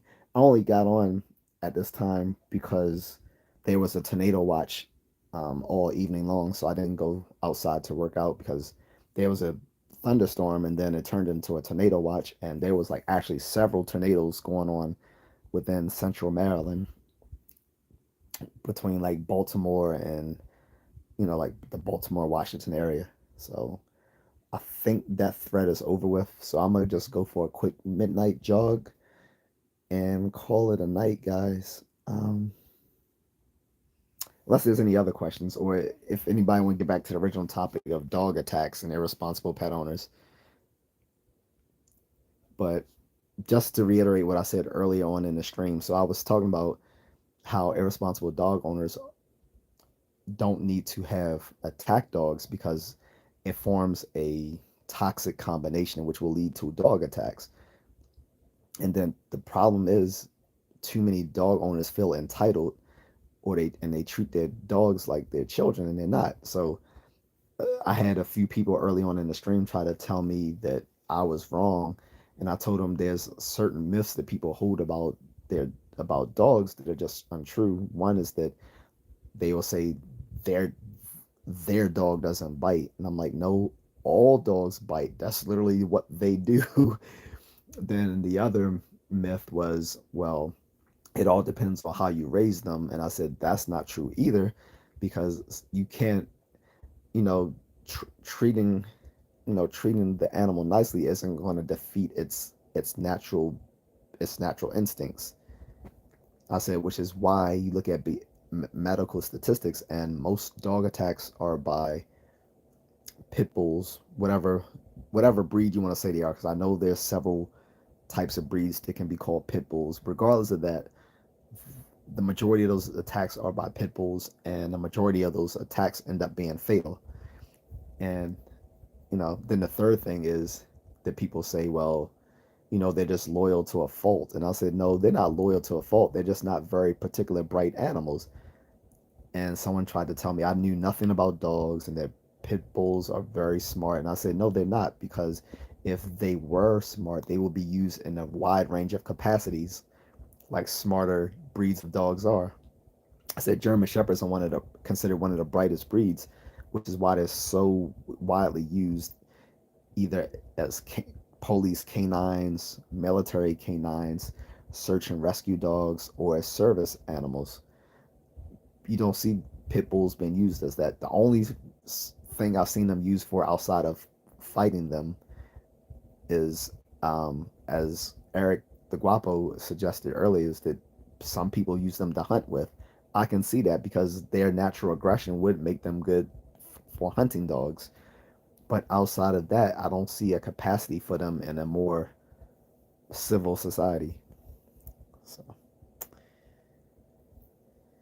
but yeah, please, everyone, do like J.A.C says. Please, everyone, like the video. And if you haven't already, subscribe, hit the notifications, share the video. It helps.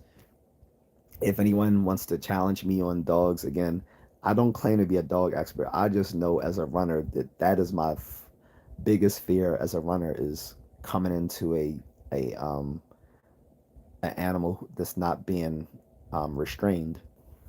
That's an active threat every day when I go running, and it doesn't matter what time of day. It's it's happened early in the morning. It's happened in the afternoon. It's happened in the evening. It's even happened at midnight. It doesn't matter. They're all like, as long as some people think that it's okay to let their dogs roam at night so that they don't have the responsibility of walking them and picking up their business, then they're always going to be a threat to other people. So that's where I am with it. And I gave a bunch of examples of all the threats that I've dealt with, and family members as well. So guys can check that out early on in the stream if you want. But that's it. Then we kind of divulged into talking about traveling overseas and stuff like that, because I think I had brought up that my you know my wife's father, who would have been my father-in-law, but he passed away before I ever got to meet him. He used to, I think, train roosters for cockfighting, and we kind of went from dogs to animals, and to eventually just talking about stuff related to Asia. So,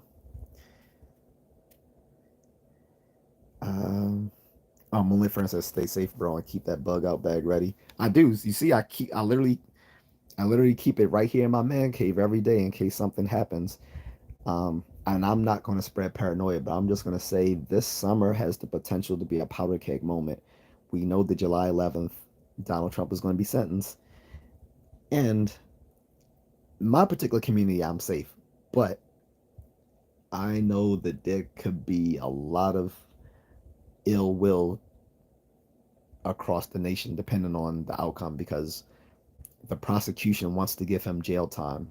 However, most people think that's completely unreasonable because one, it was such a weak case. Two, you're talking about an elderly man. Three, you're talking about a person who has no previous criminal history or background. So it would be more considerate to just give him probation.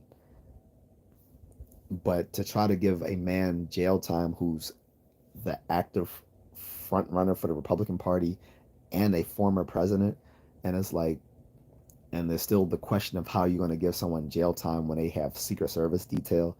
Like, I'll just say you guys should probably have a bug out bag and maybe a my friends are telling me to get my CCW permit and a gun once I get my permit. So I'll just leave it there. I'm not going to spread paranoia about the possible outcomes of this summer, but I do know some people who work in intelligence who have been quietly telling me to just be prepared in case of certain situations. For me, my number one is having my passport and knowing I can just go and I have a place overseas. So not everyone has that. So that's all I'll say. But Moonless says, I got bit by a Rottweiler in Florida when I was 12. Still have the scars on my thigh at 41.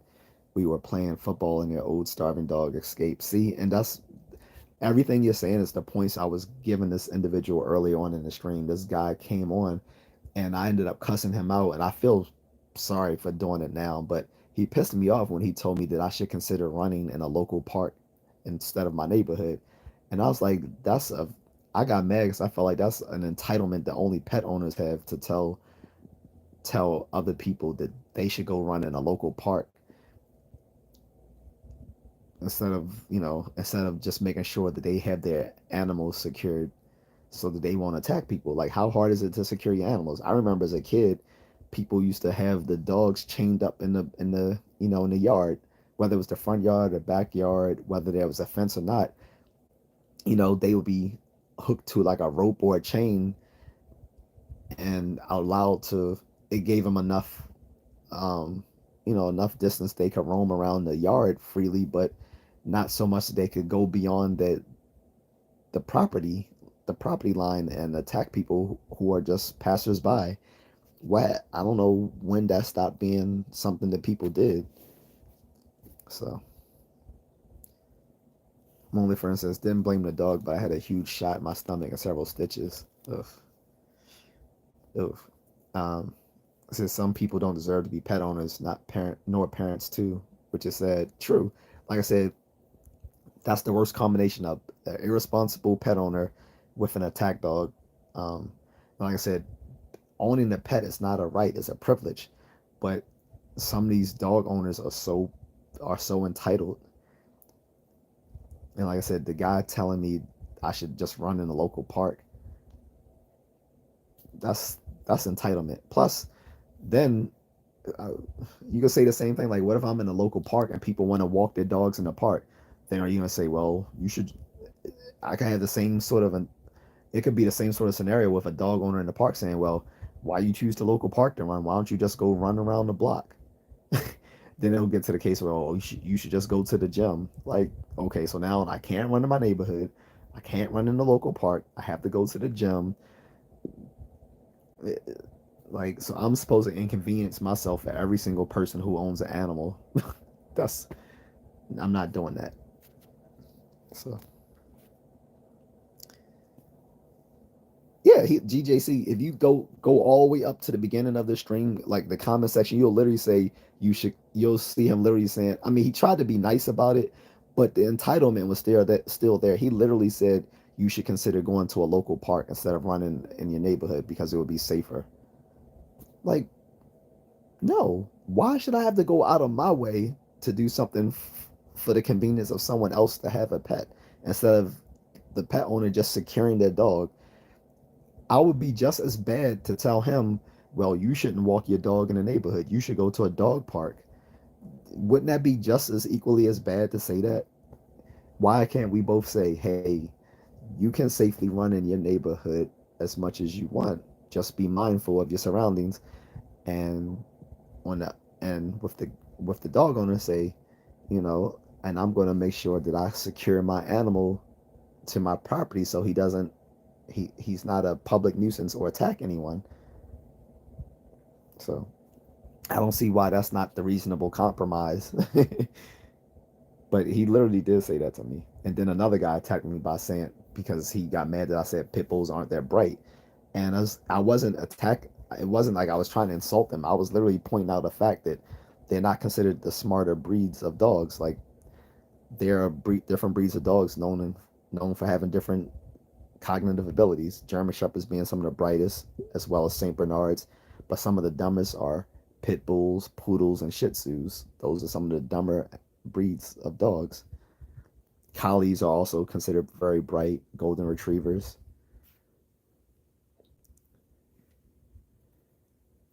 When first says, yeah, that sounds like a privileged person that has way too many opinions. Yeah, he did. He told me he owned. I can't remember. He either said he had 3 pit bulls or 5.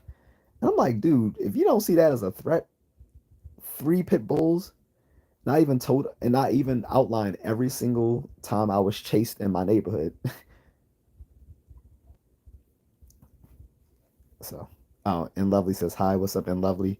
But with having said that, guys, it's 3 hours in, so I am gonna check out. It's late here. You guys have a great rest of the day or great evening.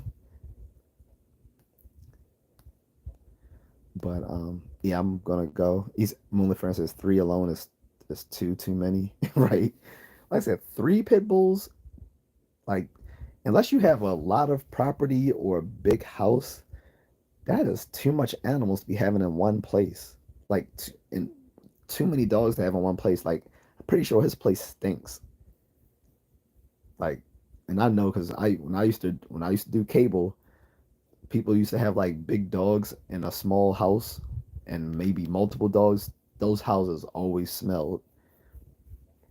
They always smell. I don't care how clean you keep those houses. They're gonna smell like a wild animal on the inside. And Lovely says that why every time I say hi, people end their lives because it's 12:30 in the morning here and I'm about to go. I've already been live streaming for 3 hours, unfortunately. So you caught me at the end of the live stream. And Blake Nundrum says, "Hey, it's the brainiac that also doesn't watch sports like me." I mean, I watch combat sports if that counts. Like I watch one championship, um, and sometimes UFC, but I don't really like UFC that much. I'll mostly watch one championship or boxing, but that's really about it. But yeah, I'm not a big sports fan. I rather play sports than watch sports.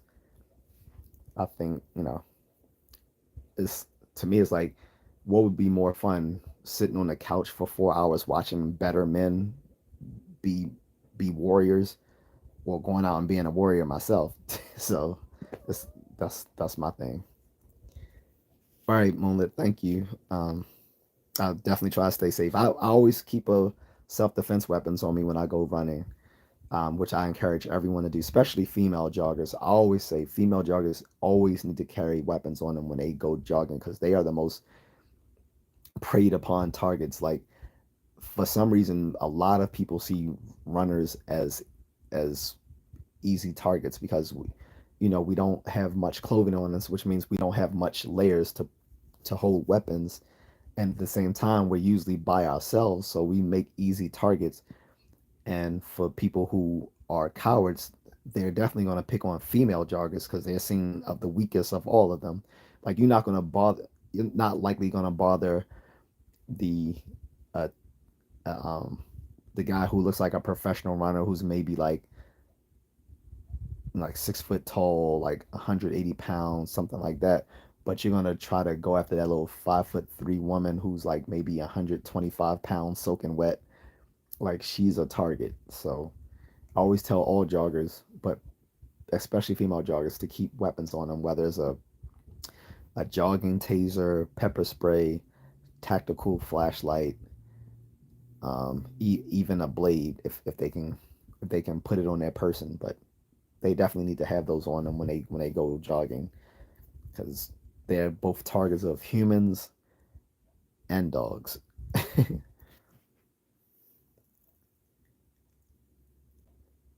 And Lovely says it's 8:36 here. Well, you're not in the United States. I'm here in the United States on the East Coast. CC Motion 1998 says, "What's up? What's up?" CC Motion. Black Nun says, "Yeah, we went over there last time. I watched fighting too, but it's a single sport, not a team sport." Right. Get to the dojo. Well, not tonight, but um, Black Nun says, "Yeah, those bastards waste the spaces." How about a black powder hand cannon? That's what I carry. Yeah, that's too heavy. Like, so I have seen there's a vest made for joggers so that they can carry so they can do a concealed carry on them when they go to run.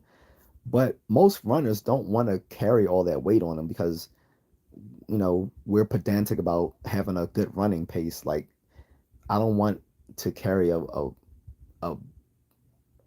like a a firearm on me when I'm out running because it's gonna weigh me down.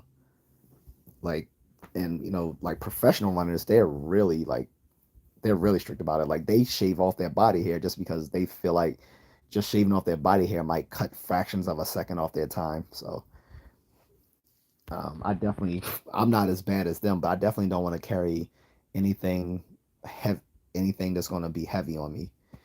I mean, even in the military, we know there's a saying when it comes to rucking, you know,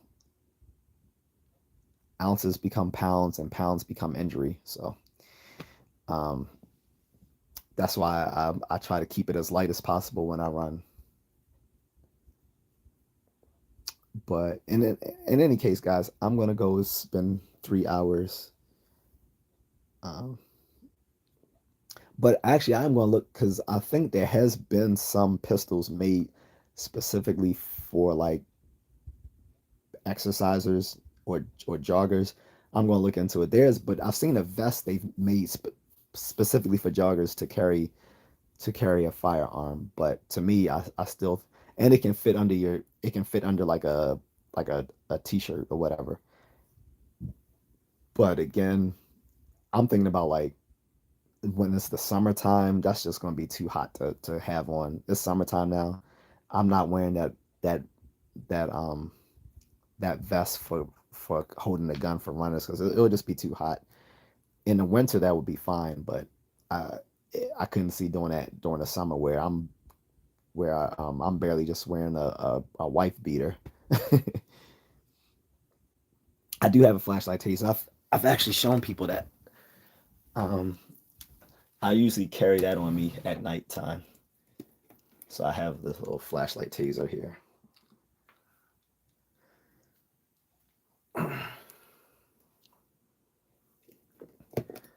I'm not taking that out with me tonight only because it was raining. It was a thunderstorm, so I don't want to carry that out with me when I'm running. Braden is gone. I'm getting tired of that.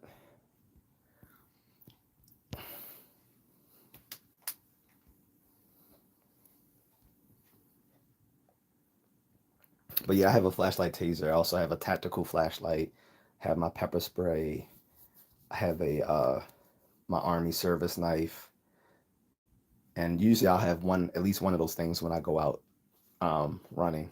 And of course, when I go out anywhere, I always keep something on me, even to the gym, because the gym I go to, like right in Baltimore, you get these guys who come in there with ski masks on because I don't know in other cities, but in parts of Baltimore, in Maryland and specifically Baltimore, it's now become a trend to wear ski masks all year round. They wear it in the summer. I'm like, why are you wearing a ski mask in the summer and you're wearing it in the gym?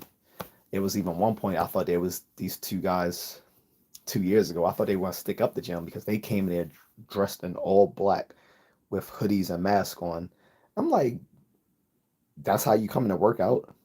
Granted, it's Planet Fitness, so you get idiots like that anyway at Planet Fitness, but ski mask though, that's crazy. I mean, like they were completely hooded up, all black. So my friend, he keeps his weapon in the car. He doesn't bring it in the gym with him, but he said he might start bringing it in the gym with him and just putting it like in the locker or something.